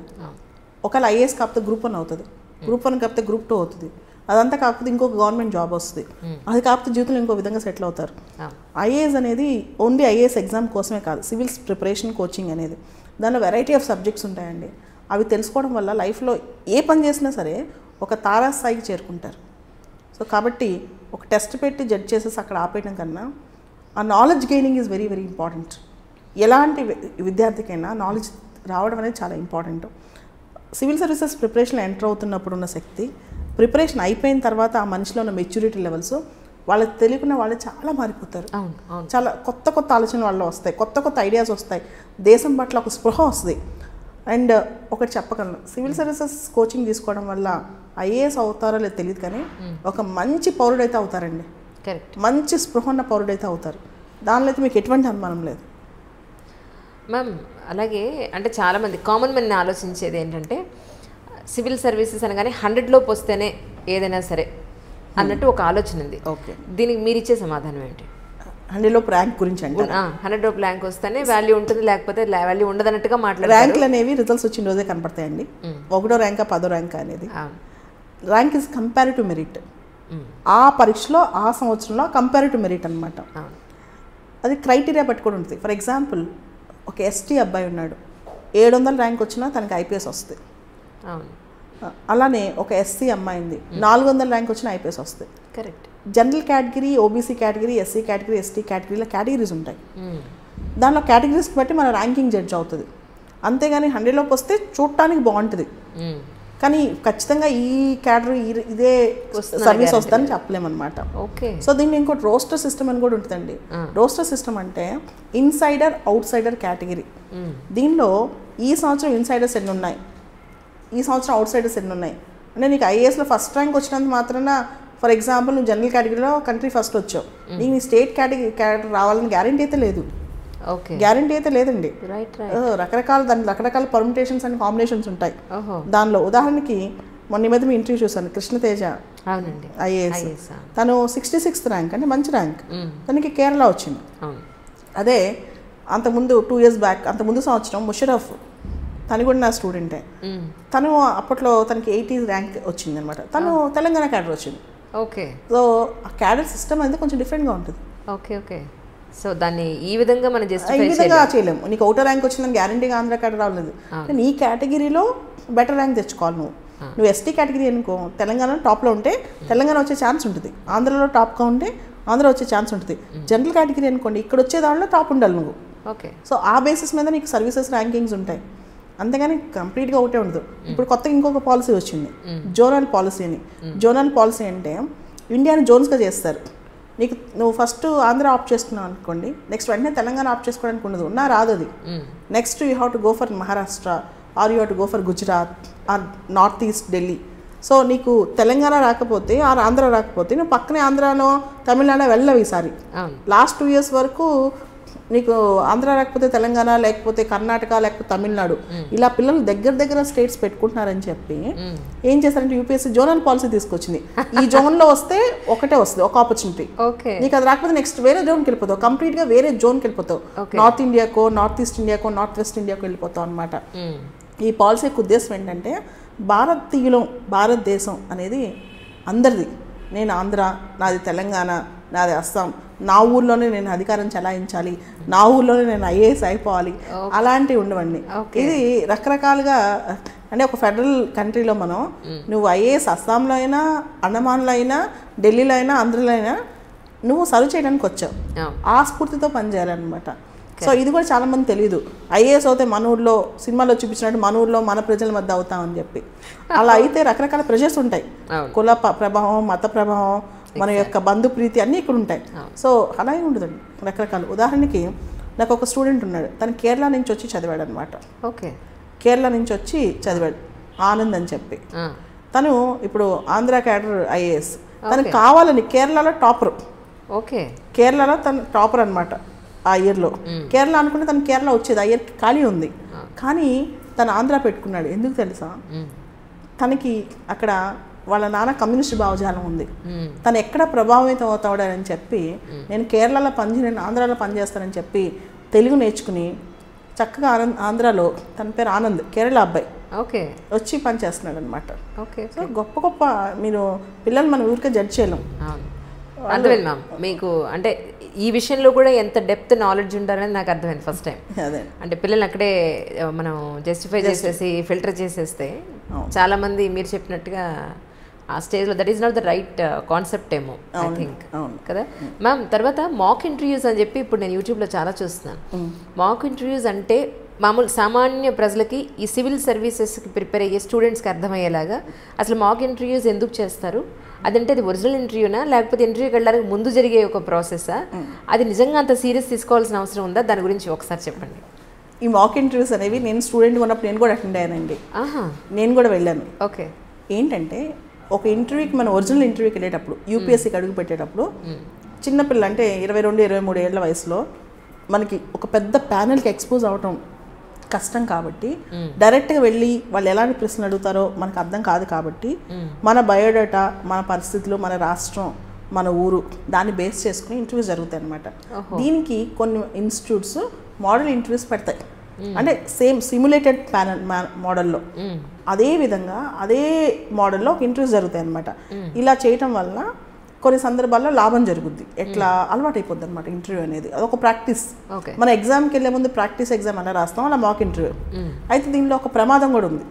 ఈ మాక్ ఇంటర్వ్యూ ప్యానెల్లో ఉదాహరణకి ఒక 70 సంవత్సరాల వ్యక్తి కూర్చున్నాడు అనుకుందాం. ఆయన రోజుల్లో ఒక విధంగా ఉండేది సిస్టమ్, ఆయన ఆలోచన తీరు ఒక విధంగా ఉంటుంది. దాన్ని ఇప్పుడున్న పిల్లల మీద, యువత మీద రుద్దేసి నువ్వు వెళ్ళి ఇలా మాట్లాడకూడదు, నువ్వు ఇలానే నడవాలి, ఇలానే చూడాలి, ఈ హాబీయే పెట్టుకోవాలి. ఒక అమ్మాయికి ఫుడ్ హాబీ ఉంది, కుకింగ్ హాబీ ఉంది అనుకోండి, దాన్ని నువ్వు పెసరెట్ ఐటమ్ నేర్చుకుని వెళ్ళాలి. ఇలా కొంతమంది ఎవరికి తోచినట్టు చెప్పేస్తారు. వీళ్ళు కన్ఫ్యూజ్ అయిపోయి అటు ఇటు కాకుండా ఒక సామెత ఉంటుంది ఇంగ్లీష్లో, too many cooks spoil the dish అని. సగం మంది పిల్లలు దీనివల్ల నష్టపోతారు కదా. కొంతమంది నువ్వు నమస్కారం పెట్టాలంటారు, కొంతమంది లేదు గుడ్ మార్నింగ్ చెప్పాలంటారు, కొంతమంది అంటారు లేడీ మెంబర్ ఉంటే ఫస్ట్ ఆవిడకి నమస్కారం పెట్టాలి, తర్వాత అందరికి పెట్టాలంటారు అనమాట. సో ఇవన్నీ ఇన్ని పెట్టుకోకూడదు, మర్యాదగా ఉండి పద్ధతిగా నేర్చుకోవాలి. అలవాటు లేని వాళ్ళు, అసలు ఇంటర్వ్యూకి వెళ్ళి అలవాటు లేని వాళ్ళు ఒకటి రెండు చేసుకోవాలి. కానీ పిల్లలు అలా కాదు, స్టూడెంట్స్, యాస్పిరెంట్స్ వాళ్ళకున్న ఎంతూజియాజంతో మెయిన్స్ రిజల్ట్స్ రాగానే వాళ్ళు కూర్చుని నీట్గా ప్రిపేర్ అయ్యి వాళ్ళ బయోడేటాని ప్రిపేర్ అయ్యి ఇవన్నీ ఫస్ట్ చేయకుండా కనిపించిన ప్రతి ఇన్స్టిట్యూట్కి మాక్ ఇంటర్వ్యూకి వెళ్తారు. ప్రతి ఇన్స్టిట్యూట్కి మాక్ ఇంటర్వ్యూకి వెళ్తారు అనమాట. ఢిల్లీ నుంచి హైదరాబాద్ దాకా ఒక 30-40 మాకులు చేస్తారు. ఒక్కొక్కరు ఒకటి చెప్తారు, ఒక్కొక్కరు ఒక ఫీడ్బ్యాక్ ఇస్తారు. అవి పట్టుకుని డిసప్పాయింట్ అవుతూ ఉంటారు, చాలా డిసప్పాయింట్ అవుతూ ఉంటారు. ఉదాహరణకి మీరు కృష్ణతేజ అడగండి, మీకు టచ్లో ఉన్నాడు కదా కృష్ణతేజ, 66 ర్యాంక్ వచ్చింది కదా. ఒక చోట ఒక సీనియర్ ఐఏఎస్ ఆఫీసర్ దగ్గర, ఐపీఎస్ ఆఫీసర్ దగ్గరికి మాక్కి వెళ్ళాడు. రిటైర్డ్ ఐపీఎస్ ఆఫీసర్ దగ్గరికి వెళ్ళి ఆయన నీ హెయిర్ కట్ బాగాలేదు, ఇలా ఐఏఎస్కి వెళ్తావా, ఇంటర్వ్యూకి వెళ్తావా అని చెప్పి బెదరు కొట్టేశాడు. తర్వాత 24 అవర్స్ అబ్బాయి చదవలేకపోయాడు. అయ్యో. అలా అంటే మాక్ ఇంటర్వ్యూస్ ఎంకరేజింగ్గా ఉండాలి, అంతేగాని డిస్కరేజ్ చేయకూడదు పిల్లల్ని. అదేవిధంగా వాళ్ళు ఇచ్చిన ఫీడ్బ్యాక్ మనసులో పెట్టేసుకుని వీళ్ళు ఎక్కువ కన్ఫ్యూజ్ అవుతారు. సో కొంత పరిమితి వరకు మంచివండి మాక్ ఇంటర్వ్యూస్. అండ్ ఇప్పుడు యూట్యూబ్లో రిలీజ్ అయ్యే యూపీఎస్సీ వాళ్ళు యూట్యూబ్లో మాక్ ఇంటర్వ్యూస్ పెట్టరు. మరి ఇప్పుడు వచ్చేవేంటి మేము ఇప్పుడు అన్ని ఇన్స్టిట్యూట్స్ వాళ్ళు అవి ప్రమోషనల్ మాక్ ఇంటర్వ్యూస్ అంటే వాళ్ళు చేసిన మాక్ ఇంటర్వ్యూస్ రికార్డ్ చేసి యూట్యూబ్లో అప్లోడ్ చేస్తారు. నన్ను ఈ మధ్య ఒక కలెక్టర్ గారు వైఫ్ అడిగారనమాట, గోపాలకృష్ణ మాక్ ఇంటర్వ్యూ చూసాను, మాక్ ఇంటర్వ్యూ అంత బాగాలేదు, 3వ ర్యాంక్ ఎలా వచ్చింది అని చెప్పి. నేను చెప్పాను అవన్నీ మోడల్ ఇంటర్వ్యూస్ అండి. పిల్లలు ఆ రోజు మానసిక పరిస్థితి, ఆ మాక్ ఇంటర్వ్యూ రికార్డ్ చేసిన రోజు మానసిక పరిస్థితి అలా ఉంది, దాన్ని మీరు జడ్జ్ చేసి గోపాలకృష్ణకి నాలెడ్జ్ తక్కువ అనుకోవద్దు, అది సరైన పద్ధతి కాదని చెప్పాను అనమాట. అంటే తెలియదు కదా వాళ్ళకి, అవి రియల్ ఇంటర్వ్యూ అనుకుంటారు. మేము చూసాం గోపాలకృష్ణ ఇంటర్వ్యూ, మేము చూసాం కృష్ణతేజ ఇంటర్వ్యూ అంటారు. అవన్నీ మాక్ ఇంటర్వ్యూస్. రియల్ ఇంటర్వ్యూస్ కాదు, అవన్నీ మాక్ ఇంటర్వ్యూస్ అండి. అంటే మీరు అంటే మీ ఇన్స్టిట్యూట్ నుంచి కూడా మీరు ఏమన్నా అలాంటి మాక్ ఇంటర్వ్యూస్ కండక్ట్ చేస్తే? అవి మాక్ ఇంటర్వ్యూస్ కాదని నేను చేసేది.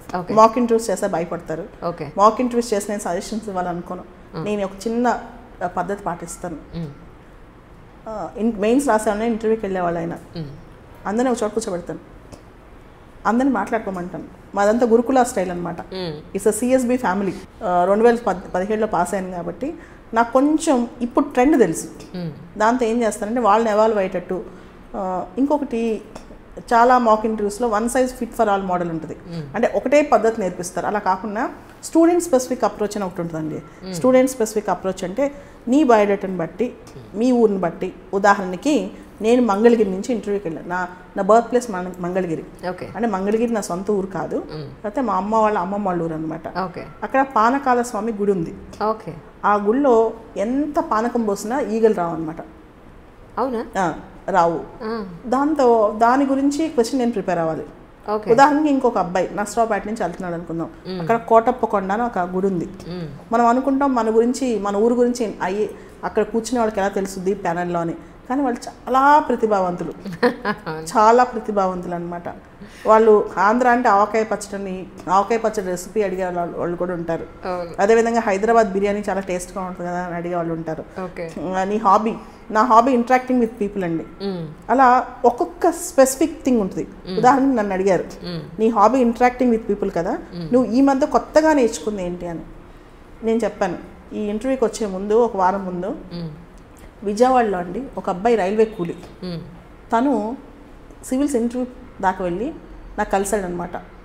అమ్మా నాన్న లేరు, కుటుంబ బాధ్యతలు, తల్లిమూడిని చెల్లెల్ని. అలాంటి అబ్బాయి ఇంటర్వ్యూ దాకా వచ్చాడు 26 ఏళ్ళ వయసులో. 4200 పట్టుకుని ఢిల్లీకి వచ్చాడు 15 రోజులు ఉందామని.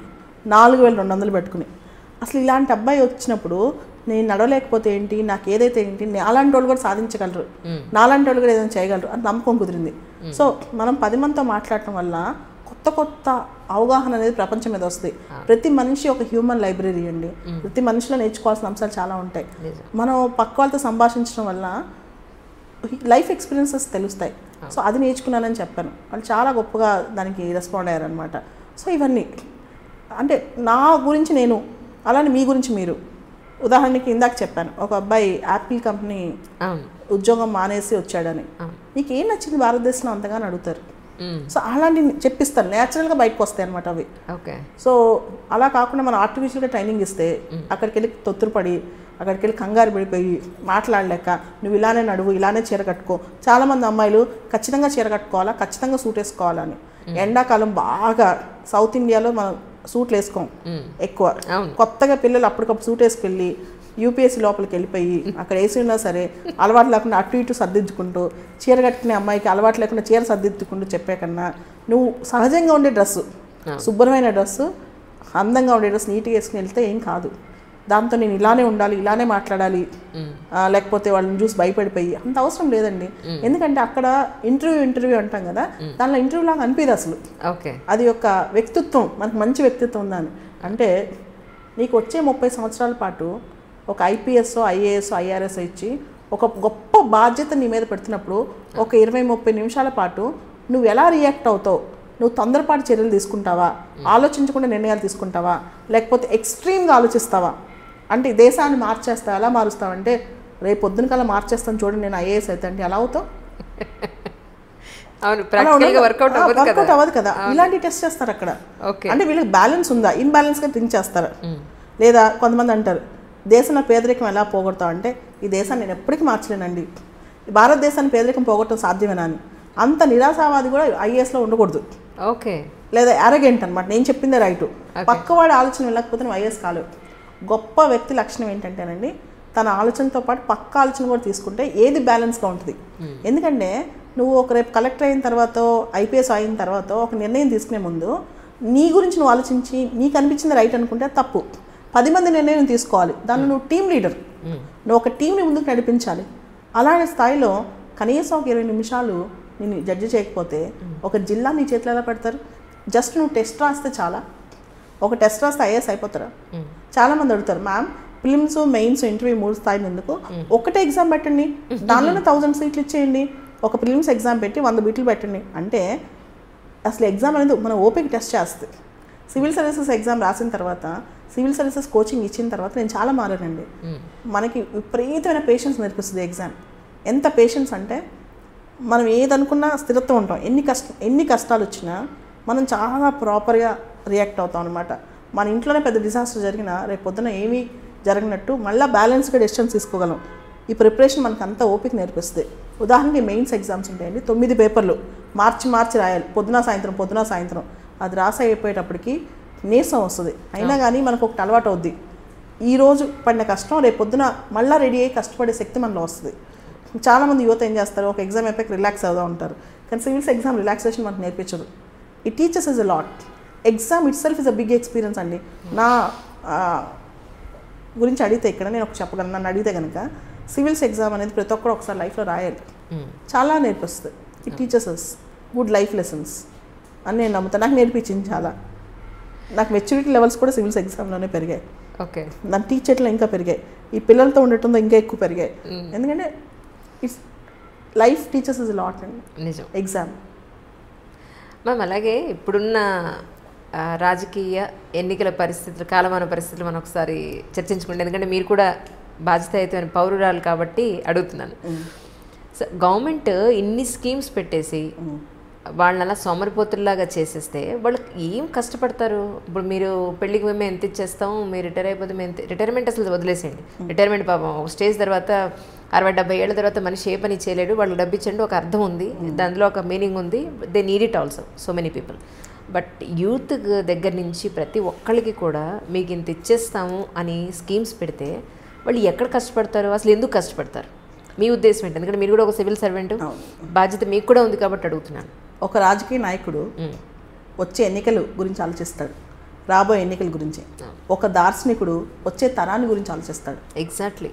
ఏ statesmen thinks about next generation, A politician thinks about next election. రాజకీయ నాయకుడికి ఎప్పుడూ ప్రజలే తనపై డిపెండ్ అవ్వాలి. అంటే పలానా నాయకుడు వస్తేనే మనకి 2,000 రూపాయలు ఇది వస్తుంది, లేదా మనకి 6,000 రూపాయలు ఇది వస్తుంది.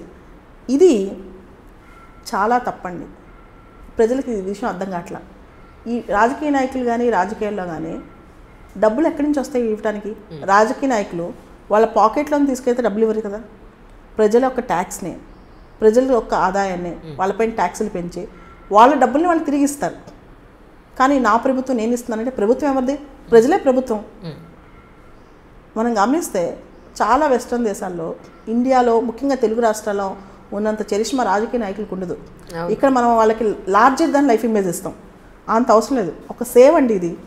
రాజకీయం అంటే ఒక పెద్ద సేవ. ఇలాంటి సేవ ఎక్కడుందండి? ఇప్పుడు రాజకీయాలు అని అంటే డబ్బే కదా, డబ్బు సంపాదన. అది ఒక ప్రొఫెషన్. అది ఇప్పుడు అవును, అదొక బిజినెస్. ప్రొఫెషన్ కూడా కాదు, రాజకీయాలు అనేది ఇప్పుడు ఒక బిజినెస్ రైట్ నౌ. ప్రజలకు అర్థం కావట్లేదు. వాళ్ళు ఇచ్చే స్కీముల దగ్గర నుంచి అంతా మనం కట్టే డబ్బే, వాళ్ళ జేబుల్లోంచి వాళ్ళ ఇంట్లోంచి తీసుకురావట్లేదు అన్న విషయం. మన దగ్గర ఎడ్యుకేటెడ్స్ ఎక్కువ లేకపోవడం వల్ల, విద్యా శాతం తక్కువ ఉండడం వల్ల, వాళ్ళ ఓట్లే ఎక్కువ ఉండడం వల్ల హ్యాపీగా ఆడేసుకుంటున్నారు. ఇప్పుడు ప్రపంచంలో ఎక్కడ లేని రిసోర్స్ భారతదేశంలో ఉంది, యువశక్తి. యువశక్తి రాజకీయంగా నిర్లిప్తంగా ఉంటున్నారు. దానికి ప్రధానమైన కారణం అండి, యువతులు ఎవరైతే రాజకీయాల్లోకి వస్తున్నారో వాళ్ళందరూ కుటుంబ రాజకీయాల నుంచి వస్తున్నారు. ఎగ్జాక్ట్లీ. తండ్రులు, తాతలు వీళ్ళందరూ రాజకీయాల్లో ఉంటే ఆల్మోస్ట్ మీరు చూస్తే నార్త్ ఇండియా నుంచి సౌత్ ఇండియా దాకా. నవీన్ పట్నాయక్ ఎవరండి? బీజూ పట్నాయక్ కొడుకు. అగతా సంగ్మా ఎవరండి? సంగ్మా కూతురు. ఇంకా తెలుగు రాష్ట్రాల్లో మనం చెప్పక్కర్లేదు, 2 చోట్ల వారసులనే ప్రకటించారు. ఇదేదో సంస్థానాల్లాగా, రాజుల సంస్థానాల్లాగా. మళ్ళీ వీళ్ళు ఏదో చెప్తారు, మేము తరతరాలుగా కుటుంబ పాలన మాకొద్దు, మంచిది కాదని వీళ్ళు మాట్లాడతారు. వీళ్ళు అక్కడి నుంచే వస్తుంటారు. అయితే మీరు ఇప్పుడు చూస్తే ఆంధ్రప్రదేశ్లో ఎన్నికలు జరుగుతున్నాయి. ఈ ఎన్నికల్లో కొత్తగా టికెట్లు వచ్చిన యువ రాజకీయ నాయకులు అందరూ ఏ పేరు తీసినా ప్రధానమైన కూతుల్లో, కోడల్లో, లేకపోతే ప్రధానమైన నేతల కూతుల్లో, కోడల్లో, లేకపోతే కొడుకులో, వీళ్ళకే వచ్చాయి. యువత దీన్ని ఎందుకు ప్రశ్నించట్లేదు, ఎందుకు సర్దుకుని వెళ్ళిపోతుంది అంటే, యువత తాత్కాలికంగా ప్రభుత్వం ఈ రోజున మాకు పెన్షన్ ఇస్తుంది కదా, ఏమండి యువతకు ఉద్యోగాలు కావాలా, పెన్షన్లు కావాలా? యువతకి ఉద్యోగాలు కావాలా, పెన్షన్లు కావాలా? దేశం ఎటుపోతుంది అనేది యువత ఆలోచించాలి. యువతలో చైతన్యం వస్తే 4 ఏళ్లలో రాష్ట్రాలను మార్చేయచ్చు. కానీ ఇదే యువత వ్యామోహాలకు ఉండి యువశక్తితో దేశాన్ని ముందుకు నడిపించకుండా, సమయం వృధా చేసుకుని వాళ్ళు వృధా చేసుకోకుండా, చాలామంది నేను గమనిస్తుంటాను. అంటే బయట పబ్లిక్ మీటింగ్స్లోకి వెళ్ళినప్పుడు మాకు ప్రభుత్వం ఉద్యోగం ఇవ్వలేదు కాబట్టి మేము ఇలా అయిపోయాము, బ్లేమ్ వేయొద్దు. మీరు చైతన్యంలోకి రండి. ఎందుకంటే ఇంత అవకాశాలు ఉన్నప్పుడు, ఇన్ని అవకాశాలు ఉన్నప్పుడు మనల్ని మనం క్రియేట్ చేసుకోవాలి, అవకాశాలు సృష్టించుకోవాలండి. అవకాశాలు ఎవరు వచ్చి ఇవ్వరు. నువ్వు మీ తాత బిజినెస్ మ్యానో మీ తాత రాజకీయ నాయకుడో కాకపోతే నీకు ఎవ్వరూ అవకాశం ఇవ్వరు. నువ్వు అవకాశం సృష్టించుకోవాలి. దానికోసం నువ్వు అహర్నిశలు ప్రయత్నం చేయాలి. అహర్నిశలు లక్ష్యంతో ప్రయత్నం చేయాలండి. కానీ యువత చైతన్యం తగ్గిపోయింది. వీళ్ళు ఒక రాజకీయ నాయకుడు మీటింగ్కి వెళ్ళి వెనకాల ఉండాలని ప్రయత్నిస్తారు, కానీ మనం ఎందుకు లీడర్షిప్ చేయలేం? ముఖ్యంగా తెలుగు యువతలో అది రావట్లేదు. ఉదాహరణకి ఆ రోజు ఫుడ్ వెళ్ళిపోతుంది, ఆ రోజు వాళ్ళు ఇచ్చే 500 లేకపోతే 1000 2000 ఆ రోజు ఎంతో డే వెళ్ళిపోతుంది. మరి మీరు కష్టపడమంటారేంటి? కష్టపడమంటే కష్టం కదా. ఇప్పుడు మనం నార్త్ ఇండియాలో చూసుకుంటే హార్దిక్ పటేల్, అల్పేష్ ఠాకూర్, జిగ్నేష్ మేవాని, చాలామంది యువత చైతన్యంతో బయటకు వచ్చారు. కానీ మన యువతలో ఇంకోటి కూడా ఉందండి, కంఫర్ట్ జోన్. ఇప్పుడు ఫ్రెండ్స్ ఉంటారు, అన్న నువ్వు తోపన్నా పదన్నా సాయంత్రం సినిమాకి వెళ్దాం అంటారు. అమ్మ నాన్న అంటారు, లేదు బాబు నువ్వు చిన్న ఉద్యోగం తీసుకో అమ్మ, నీకు పెళ్లి చేస్తాం, నీకు 2 పిల్లలు ఉంటారు, నీ ఫ్యామిలీ సెటిల్ అయిపోద్ది అంటారు, నేను తొందరగా నీ పెళ్లి చూడాలనుకుంటున్నాం అంటారు. అంతేగాని చూడండి, నువ్వు డాక్టర్ అవ్వు, ఇంజనీర్ అవ్వు, కలెక్టర్ అవ్వు అంటారు. కానీ ఒక యువతని నువ్వు వెళ్ళి దేశ సేవ చెయ్యి, రాజకీయ నాయకుడు అవ్వు. రాజకీయ నాయకుడు అంటే ఈ రోజులో వచ్చే రాజకీయ నాయకుడు కాదు. ఈ రోజులో వచ్చే రాజకీయ నాయకుడు అంటే కేవలం అధికారం కోసం వచ్చే రాజకీయ నాయకుడు. ఈ రోజున టికెట్ రాకపోతే మరుసటి రోజు పొద్దున జంప్ అయిపోయే రాజకీయ నాయకుడు. అలాంటి రాజకీయాలు కాదు, ఈ రాజకీయాలు కాదండి. ప్రజాసేవ అంటే ప్రజాక్షేత్రంలో నిజంగా కొంత మార్పు తీసుకురావడమే రాజకీయం. రాజకీయం అనేది నెగిటివ్గా చూడకూడదు, కొంత మార్పు తీసుకురావాలి. ఎలాంటి మార్పు తీసుకురావాలి? ఒకటేనండి, పేదరికం లేని భారతదేశం, ఆకలితో అలమటించని భారతదేశం, అనారోగ్యంతో ప్రజలు చావని భారతదేశం. మనం చూస్తే ఈ మధ్యకాలంలో వీడియోస్ చచ్చిపోవడం పెన్షన్ రాకుండా. ఏదంట పాలిటిక్స్ అంటే పర్సెప్షన్ మేనేజ్మెంట్ అండి. అంటే నిజంగా చేయటం కాదు, చేసినట్టు చూపించడం. దాంతో అంతా సుభిక్షంగా ఉంది, అందరూ బాగున్నారు, మన అభివృద్ధి రేట్లు ఎంత బాగున్నాయి అంటారు. నిజానికి అవన్నీ ఒట్టి లెక్కలేనండి. అన్ఎంప్లాయ్మెంట్ డేటా అనేది గవర్నమెంట్ ఇంతవరకు బయటకు తీసుకురాలేకపోతుంది. నిరుద్యోగం ఎన్నడూ లేనంత ఉందండి, ఎన్నడూ లేనంత నిరుద్యోగం ఉంది. ఇలాంటి నిరుద్యోగంలో బాగుపడిన వాళ్ళే బాగుపడతారు. మనం చూస్తే అంబానీ, మీరే చూస్తుంటారు, అంబానీ కొడుకు పెళ్ళిళ్ళు, వందల కోట్ల ఖర్చు. కానీ అన్నం తినడానికి పేద విద్యార్థుల్లో చదువుకోవడానికి స్కాలర్షిప్లు లేవు.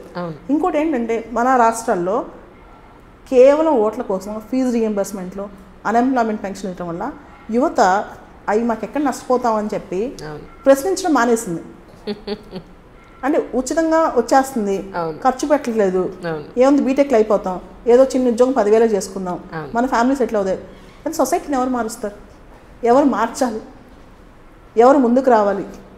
ఈ 15 ఏళ్ళు గడిచిపోతే మార్చే అవకాశం కూడా లేదండి. ఎందుకంటే వృద్ధ జనాభా పెరిగిపోద్ది. యువ శక్తి ఈ 15 సంవత్సరాలు, ఈ 10-15 ఏళ్ళు గట్టిగా అనుకుంటే నిజంగా భారతదేశంలో అనేకమైన సమూలమైన మార్పులు తీసుకురావచ్చు. ఇలాంటి దానికోసం యువత నుంచి లీడర్స్ రావాలి, కొత్త నాయకత్వాలు రావాలండి, వస్తేనే చేంజ్ వస్తుంది.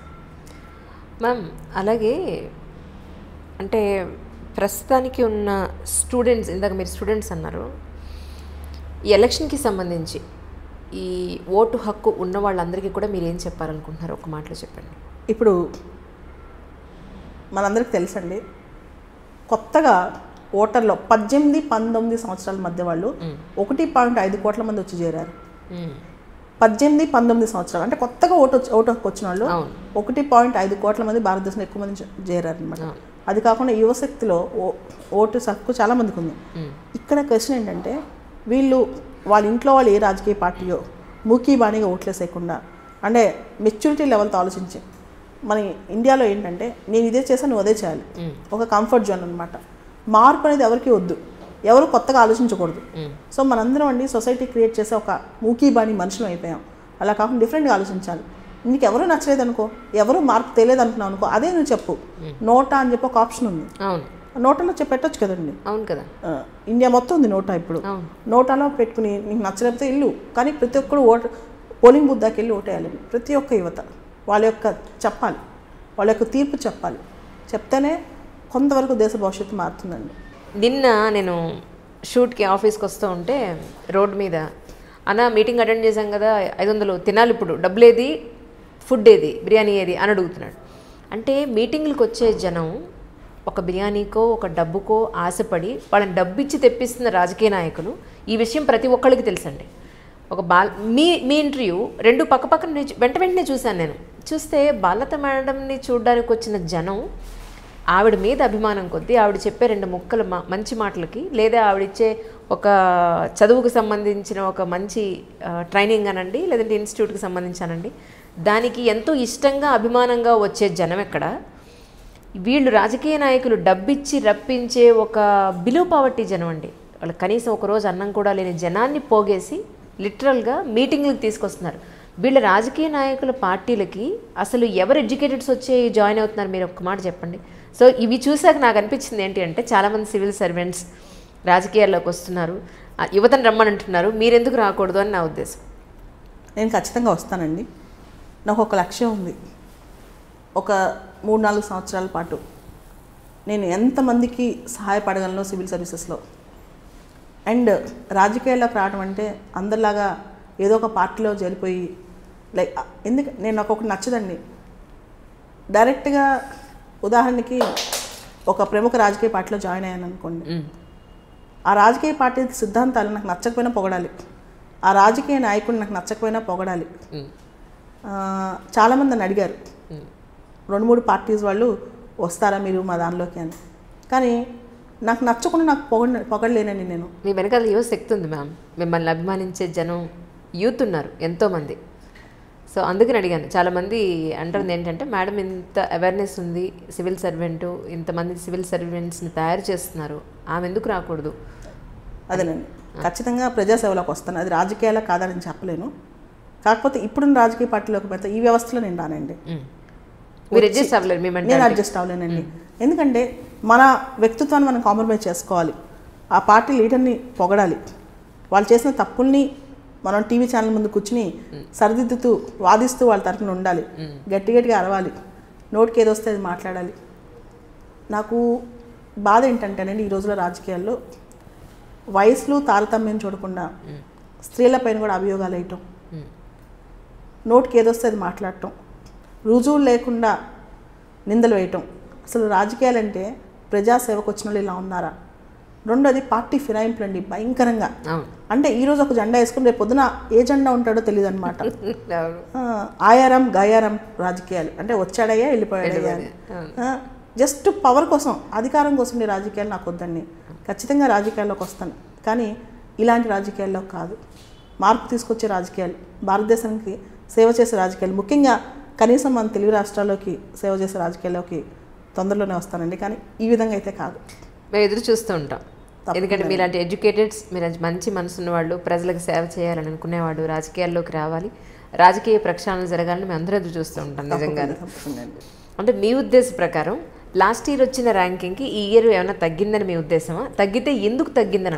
లాస్ట్ ఇయర్ 1000 పోస్టులు ఉన్నాయండి, ఈ ఇయర్ 780 మాత్రమే ఉన్నాయి. తగ్గాయి, పోస్టులు తగ్గాయి ఇయర్. దాంతో నిష్పత్తి ప్రకారం సెలక్షన్ కూడా తగ్గుద్ది కాబట్టి అంతే తప్పితే. చాలామంది క్వశ్చన్ నన్ను అడిగారు, ఈ ఇయర్ తెలుగు రాష్ట్రాల నుంచి ర్యాంక్ తక్కువ ఉంది కదా అని. ఈ ర్యాంక్స్ తెలుగు రాష్ట్రాల నుంచే కాదు, ఆల్ ఇండియాలో, కేరళకి వెళ్ళినా ఇదే మాట వచ్చింది. దానికి కారణం పోస్టులు తగ్గటం. మీకు తెలిస్తే ఇది ఒక జంబో టైం అండి, జంబో పోస్టింగ్స్. మా అప్పుడు 2002లో అయితే 273 పోస్టులు, కేవలం 273. నేను రాసినప్పుడు 421 పోస్టులు. అలాంటిది ఇప్పుడు 700, 800, 1000 పోస్టులు ఉన్నాయి. ఎవరైనా సివిల్ సర్వీసెస్ రాయాలనుకునే వాళ్ళకి, యువతకి ఇది సువర్ణ అవకాశం. ఈ యుగంలో ఇంటర్నెట్ ఉంది, టీచర్స్ ఉన్నారు, ఎగ్జామ్స్ ఉన్నాయి, బోల్డంత మెటీరియల్ ఉంది, దాంతో పాటు ఎక్కువ పోస్టులు ఉన్నాయి. ఒకప్పుడు 200, 300 ఉండేది. మీరు చూస్తే 2002, 2003, 2004, 2005 నోటిఫికేషన్స్లో మీకు 400 కంటే ఎక్కువ పోస్టింగ్స్ ఉండే కాదు, ఎక్కువ సెలక్షన్స్ ఉండే కాదు. ఇప్పుడు ఈ ఇయర్ మళ్ళీ 900 అవుతున్నాయి. So it's a good time అనమాట. తర్వాత తగ్గిపోయే అవకాశం ఉంది. అంటే గవర్నమెంట్ రిటైర్మెంట్స్, వేకెన్సీస్, డిఓపిటీకి ఆ సంవత్సరం వచ్చిన లిస్టు, దాని ప్రకారం రిక్రూట్మెంట్ ఉంటుంది. ఖచ్చితంగా ప్రతి ఇయర్ 1000 ఉండాలని ఏం లేదు, ప్రతి ఇయర్ 1000 పోస్టులు ఉండాలని ఏం లేదండి. దాని ఒక్కొక్క సంవత్సరం ఒకటి ఉంటుంది. ఇంకోటి చాలామంది, నీకు ఐఏఎస్ ఎందుకు రాలేదు, ఐపీఎస్ ఎందుకు వచ్చింది, లేదా ఐపీఎస్ ఎందుకు రాలేదు, ఐఆర్ఎస్ ఐటీ ఎందుకు వచ్చింది, ఇలా ప్రశ్నిస్తుంటారు. దీనిలో 2-3 అంశాలు చెప్పాలి. ఒక అంశం ఏంటంటేనండి, ఐఏఎస్ రాలేదు, ఐపీఎస్ వచ్చిందంటానికి రోస్టర్ ఉంటుంది. ఒక సంవత్సరం ఐఏఎస్లో ఒక 60 పోస్టులు ఉంటాయి, ఇంకో సంవత్సరం 40 ఉంటాయి, ఇంకో సంవత్సరం 100 ఉంటాయి. సో దాన్ని మనం ఇప్పుడు ముందే ప్రిడిక్ట్ చేయలేం. నేను ఐఏఎస్ కోసమే ఎగ్జామ్ రాయాలి, ఐపీఎస్ కోసమే ఎగ్జామ్ రాయాలి, అలా ఉండదండి. దీనిలో రకరకాలు ఉంటాయి.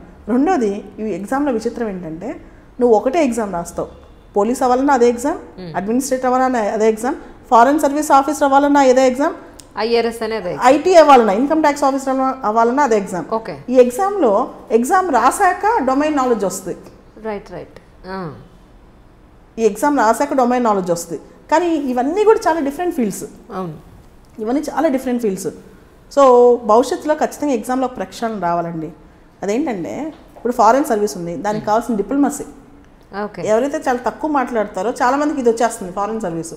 అలానే పోలీసింగ్ ఇష్టం ఉండదు, కానీ సొసైటీ ప్రెసిడెంట్ వల్ల ఐఏఎస్ తర్వాత ఐపీఎస్ పడతారు. ఐపీఎస్ బాగుంటుంది, నేను గొప్పగా ఉండొచ్చని. ఈ సంవత్సరం ఐపీఎస్ అకాడమీలో ట్రైనింగ్లో ఉన్నవాళ్ళు కొంతమంది పిల్లలు లిటరల్గా వెళ్ళిన 4 రోజులు ఏడ్చారండి, మా వల్ల కాదు ఈ ట్రైనింగ్ చేయలేకపోతున్నాం అని. అంటే నీకు ఐపీఎస్ అంటే ప్యాషన్ లేకపోతే you cannot make it out. ట్రైనింగ్లోనే ఇబ్బంది పడతావు నువ్వు. సో ఎవరికైతే ఐపీఎస్ ప్యాషన్ ఉంటుందో వాళ్ళు ఫస్ట్ అది పెట్టుకోవాలి. ఎవరికైతే అడ్మినిస్ట్రేషన్ ఇష్టం ఉంటుందో అది ఫస్ట్ అది పెట్టుకోవాలి. ఎవరికైతే ఐఆర్ఎస్ ఐటీ ఇష్టం ఉంటుందో అది ఫస్ట్ అది పెట్టుకోవాలి. కానీ సొసైటీలో ముఖ్యంగా మన రాష్ట్రాలు ఏంటంటే ఐఏఎస్ఆ ఐపీఎస్ఆ. ఇందాక నేను ఒక మాట చెప్పాను, కేరళ నుంచి ఆనంద్ అనే ఒక అబ్బాయి వచ్చి ఇక్కడ ఐఏఎస్ అయిపోయాడని. మొన్న ఈ మధ్య నాకు కలిసి ఒక మాట చెప్పాడు. ఏంటంటే ఆంధ్రాలో ఐఏఎస్కి కేరళలో ఐఏఎస్కి చాలా తేడా ఉంది మ్యామ్. ఆంధ్రాలో ఐఏఎస్ అంటే ఒక దేవుడిని చూసినట్టు చూస్తారు, దేవుడిని చూసినట్టు చూస్తారని. తెలంగాణలో కేరళలో ఐఏఎస్ అయితే మామూలు మనిషి. కేరళలో హక్కులు ఎక్కువ, ఐఏఎస్ అంటే ఒక ఆఫీసర్ అంతే. కానీ ఆంధ్రాలో 99% ఎడ్యుకేషన్ పర్సంటేజ్ అండి అక్కడ, ఎడ్యుకేటెడ్ పర్సెంట్. అందుకని మీరు మాకు సేవ చేసే వ్యక్తే తప్ప మీరు ఏమి ఎక్కువ అన్నట్టు ఉంటుంది కదా. అవును, ఆంధ్రాలో ఒక ఐఏఎస్ ఆఫీసర్ డోర్ కూడా ఇంకోటి తీయాలి. ఐఏఎస్ ఆఫీసర్ రాగానే మరుసటి రోజు ఈగో బోల్డ్ డెవలప్ అవుతుందని ఆంధ్రాలో నేర్పించేస్తారు. ఇంకోటి ఏంటంటే ఇక్కడ అంటే అవుట్ ఆఫ్ ద బాక్స్ కానీ చెప్పాలి. ఆంధ్రప్రదేశ్లో తెలంగాణలో ఐఏఎస్ అవుతే ఉదాహరణకి నిన్న రిజల్ట్స్ వచ్చాయి. నిన్నటి నుంచి నాకు కనీసం 30-40 ఫోన్స్ వచ్చి ఉంటాయి. ఎంతమంది చౌదరీస్లో అయ్యారు, ఎంతమంది వైశ్యాస్లో అయ్యారు, ఎంతమంది రెడ్డిస్లో అయ్యారు, పెళ్లి సంబంధాలు ఏమైనా ఉన్నాయా, మినిస్టర్స్ వాళ్ళు కూడా ఎంపీస్ ఐఏఎస్ ఆఫీసర్స్ వాళ్ళ అమ్మాయికి ఐఏఎస్ ఆఫీసరే కావాలి, 100 కోట్లనే ఇస్తాం కట్నం. క్రేజ్ పిచ్చ క్రేజ్ అండి ఇక్కడ ఐఏఎస్ అంటే. అది అంత అవసరం లేదనిపిస్తుంది నాకు. కానీ దానివల్ల ఏమవుతుందంటే వీళ్ళు డ్యూటీ చేయడం మానేసి ఈ ఆలోచనలు ఎక్కువైపోతాయి. నెక్స్ట్ సో ఇవి కూడా స్టార్ట్ అయిపోయింది. ఓ మై గాడ్, నాకే 30-40 ఫోన్స్ వచ్చిన నుంచి నేను కట్ చేస్తుంటే ఫోన్లు వస్తూ ఉంటాయి. మా ఏదో ఊరు నుంచి ఈ క్యాస్ట్ వాళ్ళు ఆ క్యాస్ట్ వాళ్ళు. ఇప్పుడు నేను కోచింగ్ ఇచ్చినప్పుడు మీ క్యాస్ట్ ఏంటని చెప్పను, అడగను, నా క్యాస్ట్ ఏంటని నేను చెప్పను. కానీ రిజల్ట్స్ వచ్చాక మాత్రం ఆటోమేటిక్గా క్యాస్ట్ మీటింగ్స్. ఇంకొక విచిత్రం ఏంటంటేనండి, ఇక్కడ సివిల్స్ రిజల్ట్స్ రాగానే ప్రతి కులం వాళ్ళు అంటే కుల పిచ్చి మన రాష్ట్రాలు ఎలా ఉందంటే ప్రతి కులం వాళ్ళు వాళ్ళని చూసిన వాళ్ళు సన్మానం చేస్తారు. అవును, మెరిట్ అనేది అన్ని కులాల్లో ఉంది కదా. అవును కదా, అవును. చాలా అన్యాయం. ఈ సెలెక్ట్ అయిన క్యాండిడేట్స్ కూడా వాళ్ళ కులం వాళ్ళు పిలిస్తే నెక్స్ట్ రోజు వెళ్ళిపోతారు. ఇది ఎంతవరకు రైట్? అన్ని కులాల్లో మ్యామ్ కొన్ని ఛానల్ నేను ఈరోజు ఈ సంవత్సరం కాదు 10 సంవత్సరాల నుంచి చూస్తున్నాను. అక్కడ యూపీఎస్సీలో కూడా చాలా ఇది ఒకటి ఉందండి. కులం అంటే అయిపోయింది, బయటకు వచ్చిన తర్వాత మనోడేనా మనవాళ్ళేనా మనలో ఉన్న అన్ని కులాలు అంటే ఎవరికి వాళ్ళు చూసుకుంటున్నారు. ఇది తప్పండి, ఇది తప్పు. ఎందుకంటే పిల్లవాడు ఏ కులం నుంచి వచ్చినా ఒక అమ్మాయి కానీ అబ్బాయి కానీ ప్రతిభ అనేది మనం గుర్తించాలి. అలా కాకుండా రిజల్ట్ రాగానే వాళ్ళని కూడా మార్చేస్తున్నారు. కుల గ్రూపులు, వాట్సాప్ గ్రూపులు, సివిల్ సర్వెంట్స్లో కుల గ్రూప్స్ అనమాట. ఇది కూడా భయంకరంగా ఉంది. బయటికి తెలియని నిజాలు ఇవన్నీ. అవును, మీరు రాజకీయాలు ఎన్ని ఉన్నాయో దీనిలో కూడా ఆల్మోస్ట్ జరుగుతున్నాయి. అంటే మనవాడు అనే అభిమానం వాళ్ళకి వాళ్ళు చేసుకోవడం ఇది తప్పండి. నిజం. ఎక్కడున్నా మనం భారతీయులమే కదండి. అలా అనుకుంటే మీ ఇన్స్టిట్యూట్కి ఎంతమంది ఎక్కడెక్కడి నుంచో వస్తారు కదా, కానీ మీరు అలా ప్రయారిటీ వైజ్ మీరు ఎక్కడా వెళ్ళరు. అసలు కులం అనే క్వశ్చన్ తెలియదండి మాకు, ఎవరు మాట్లాడుకోం. అంటే చదువుకునే వరకు, చదువు అయిపోయేంత వరకు. కానీ ఈ రోజున ప్రతి ఒక్కళ్ళ కులం నాకు తెలుస్తుంది. అవును, అది ఎందుకంటే వాళ్ళ కుల మీటింగ్లు కానీ రకరకాలు అటెండ్ అవటం కానీ ఎవరైతే కుల రాజకీయాలు చేయమని చెప్తున్నారో వాళ్ళు కూడా చేస్తారు. అన్ని రంగాల్లో ఉంది కుల రాజకీయాలు.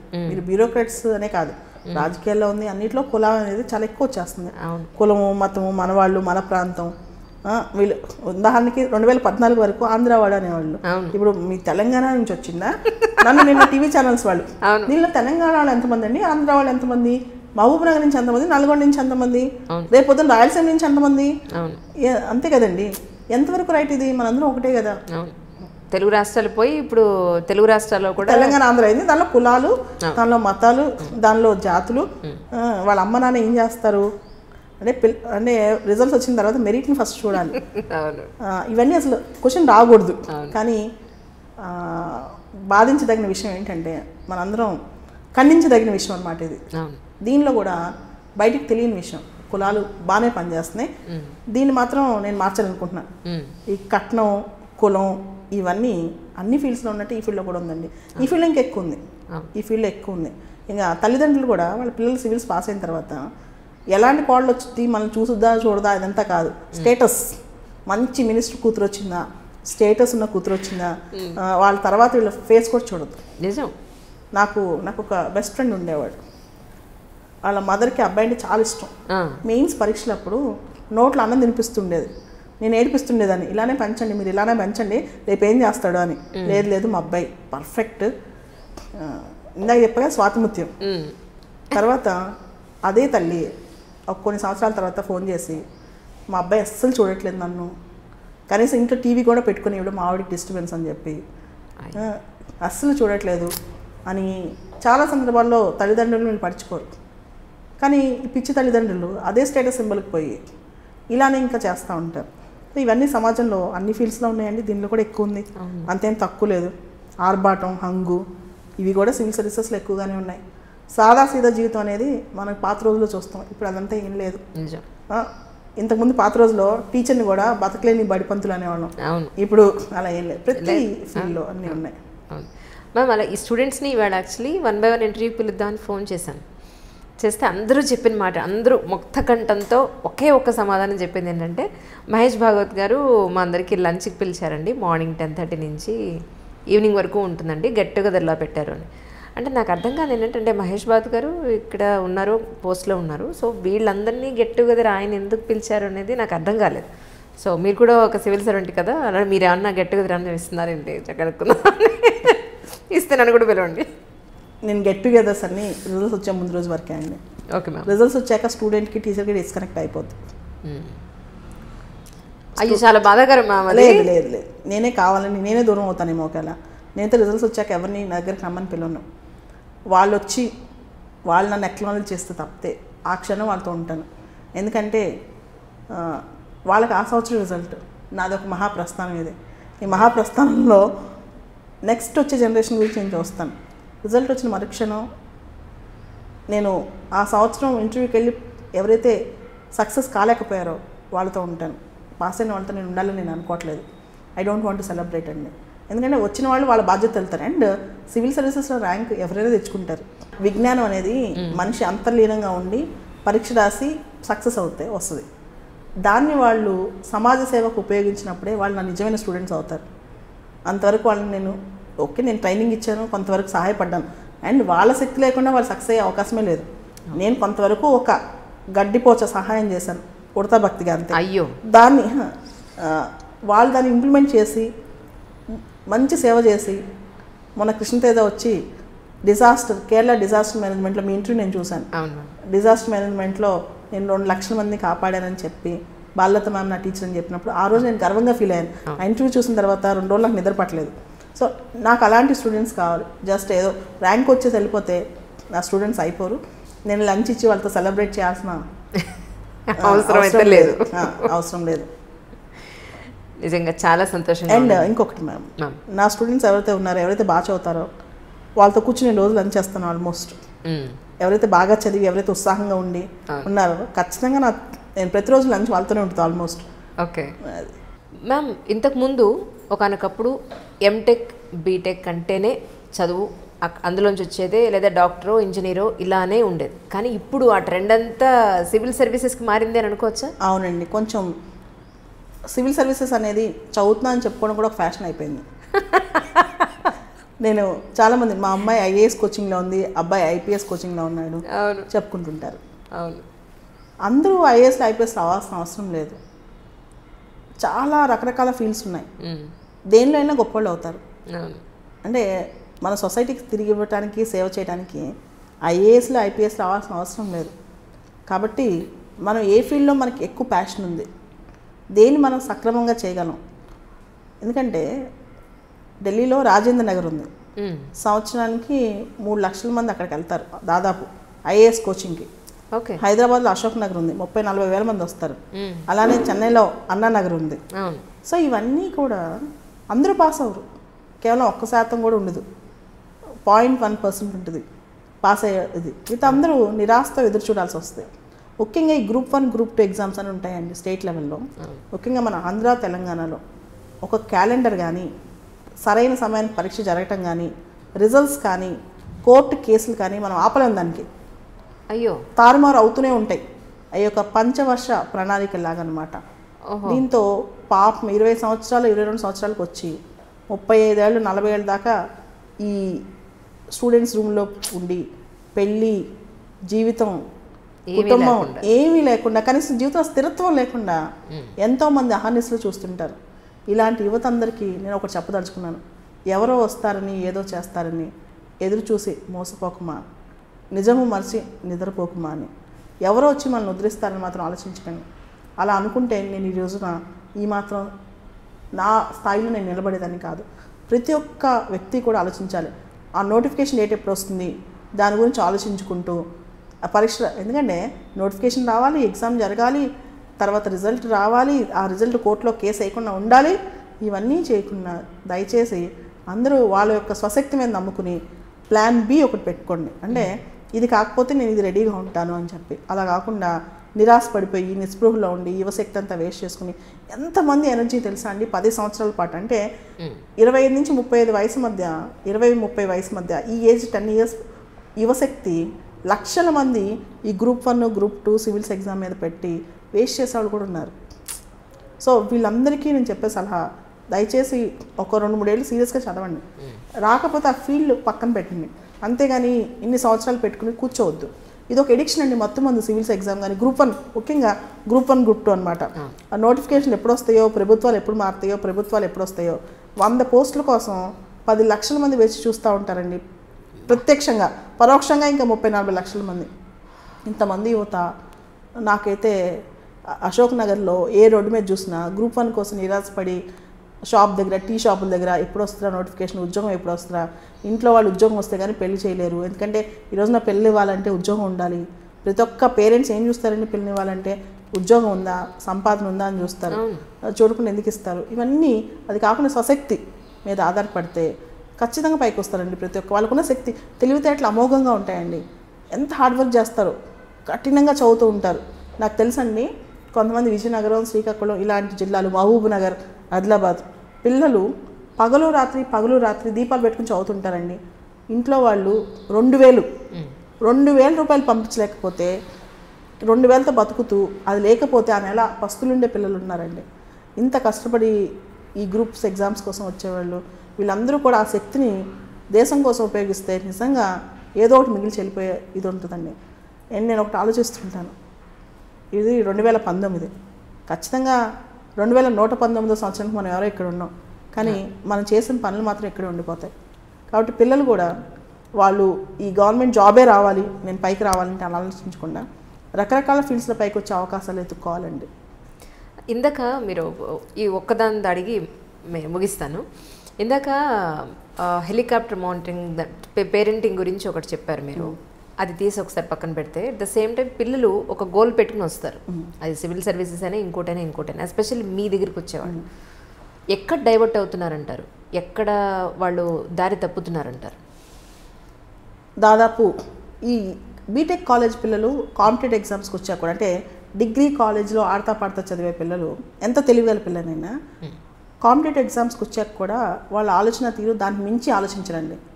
కాలేజ్ లైఫ్లో అట్రాక్షన్స్, ప్రలోభాలు ఇవి ఎక్కువ ఇప్పుడు కూడా కంటిన్యూ అవుతుంటాయి. కంటిన్యూ అయ్యి 2-3 సంవత్సరాలు తిరుగుతారండి రోడ్ల మీద, బైక్లు వేసి తిరగటం, అమ్మాయిలతో తిరగటం, వాట్సాప్లో, ఫేస్బుక్లో.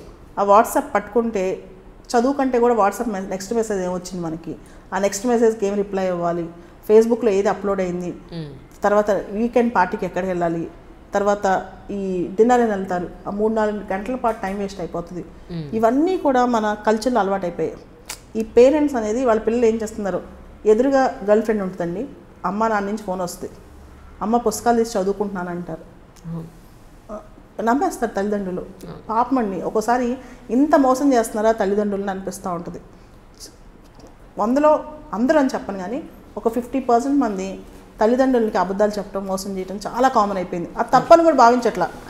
ఎందుకు నేను చాలామంది విద్యార్థులను అడిగాను, ఎందుకలా నా ఎదురుగా చేస్తుంటే ఎందుకలా అబద్ధాలు చెప్తావు అంటే ఒకటి అంటారు, చెప్పి వాళ్ళని బాధపెట్టడం ఎందుకు మ్యామ్, చెప్పి వాళ్ళని బాధపెట్టడం ఎందుకు అంటారు. వాళ్ళు అనవసరంగా రియాక్ట్ అయ్యి బాధపడతారు, అంత అవసరం లేదు కదా. ఒక చిన్న అబద్ధం చెప్తే వాళ్ళు హ్యాపీగా ఉంటారు కదా అని.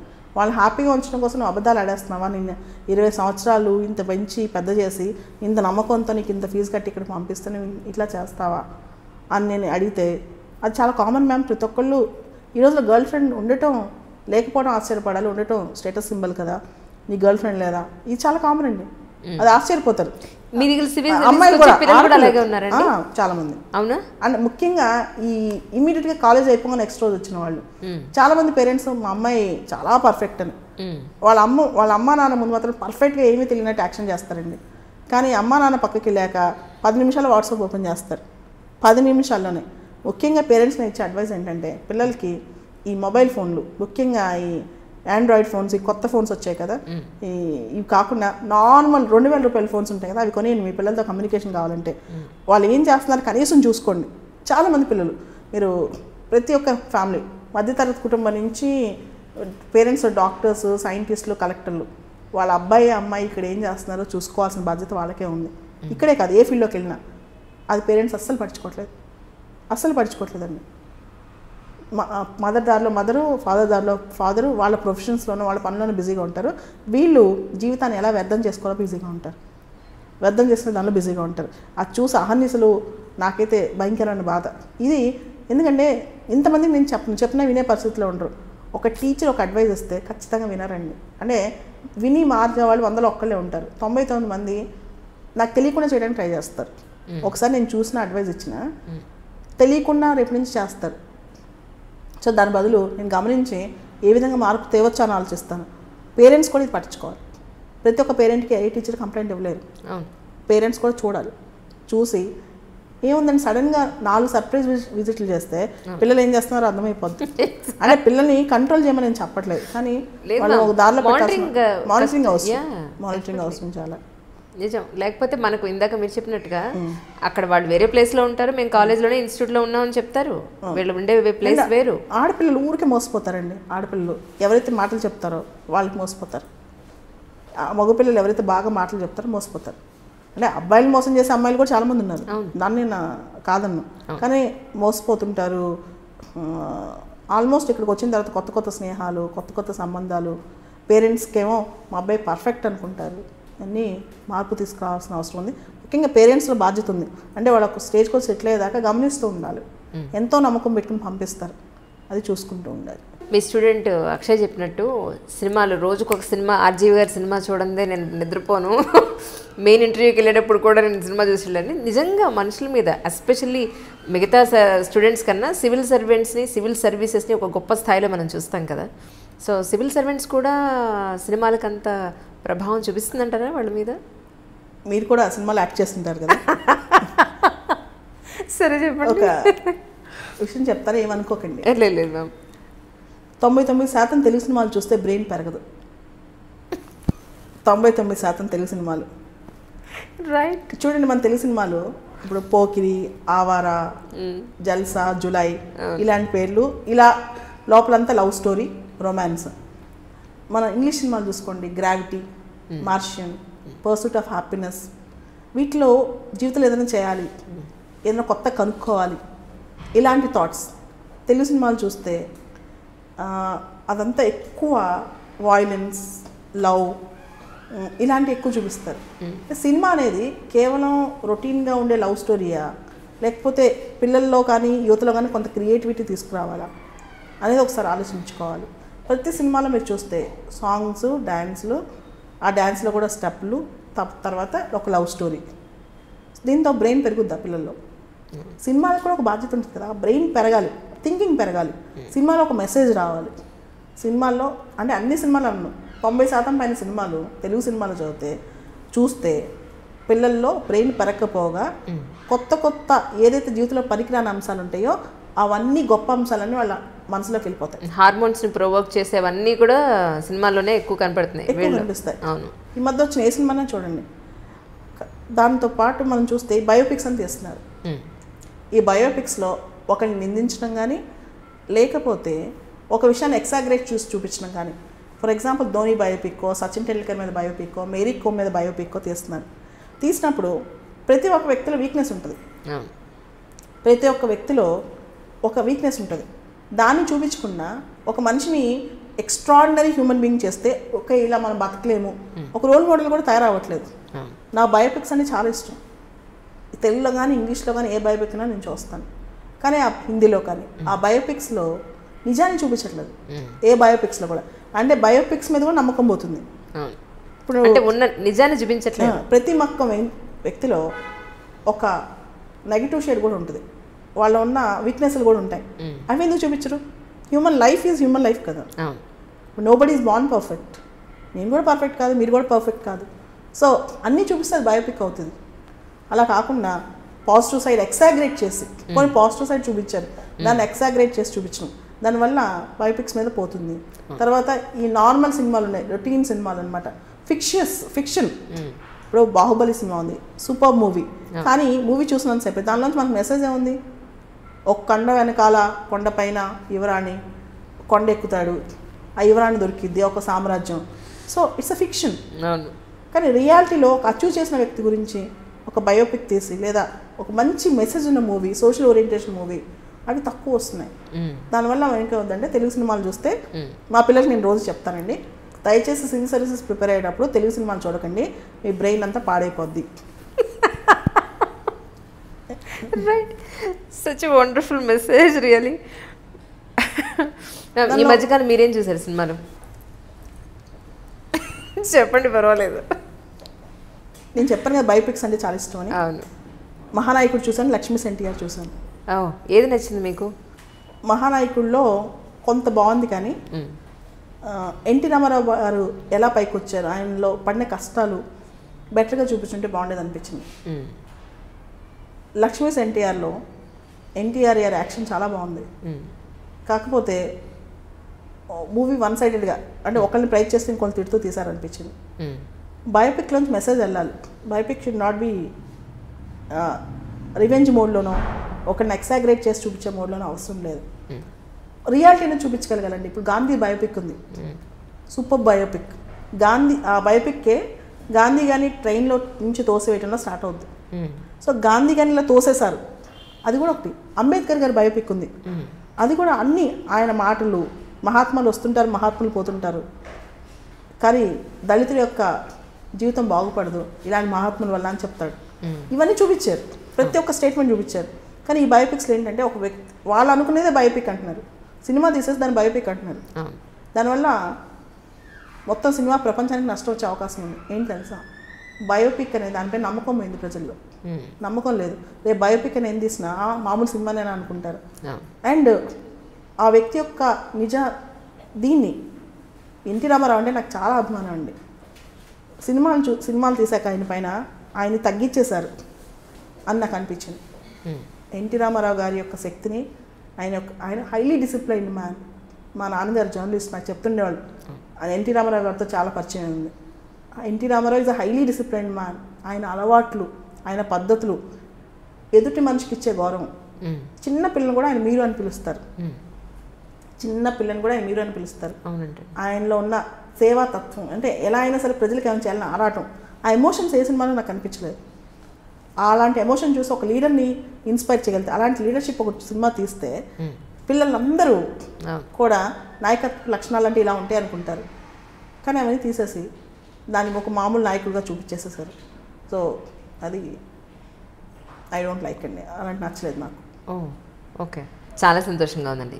ఏది ఏమైనప్పటికీ మీలాంటి గొప్ప వాళ్ళు, మంచి మనసున్న వాళ్ళు రాజకీయాల్లోకి రావాలి. మీలాంటి స్టూడెంట్స్ దేశం మొత్తం ఉండాలని మనస్ఫూర్తిగా కోరుకుంటారు. వచ్చే సంవత్సరం మీ దగ్గర ఇంకా బోల్డ్ మంది సివిల్ సర్వెంట్స్ రావాలని కోరుకుంటున్నా. ఇంటర్వ్యూ కోసం ఎదురు చూస్తూ ఉంటాను. Thank you so much ma'am. Thank you so much once again. Thank you ma'am. Hi, this is Isha Chavla. This is Manara Chopra. Hi, this is Kartikeya. నేను director తేజాని. Press the bell icon for more updates. For more such videos, please subscribe to iDream. For more videos, please subscribe to iDreams. For more videos, please subscribe to iDream. And you're watching iDream Media. Please like, share and subscribe to the channel. And don't forget to subscribe to iDream. Please subscribe iDream Media. Do subscribe to iDream. Subscribe to iDream Media. Do subscribe to iDream Media. Don't forget to subscribe. Click on the button below. Don't forget to subscribe to iDream.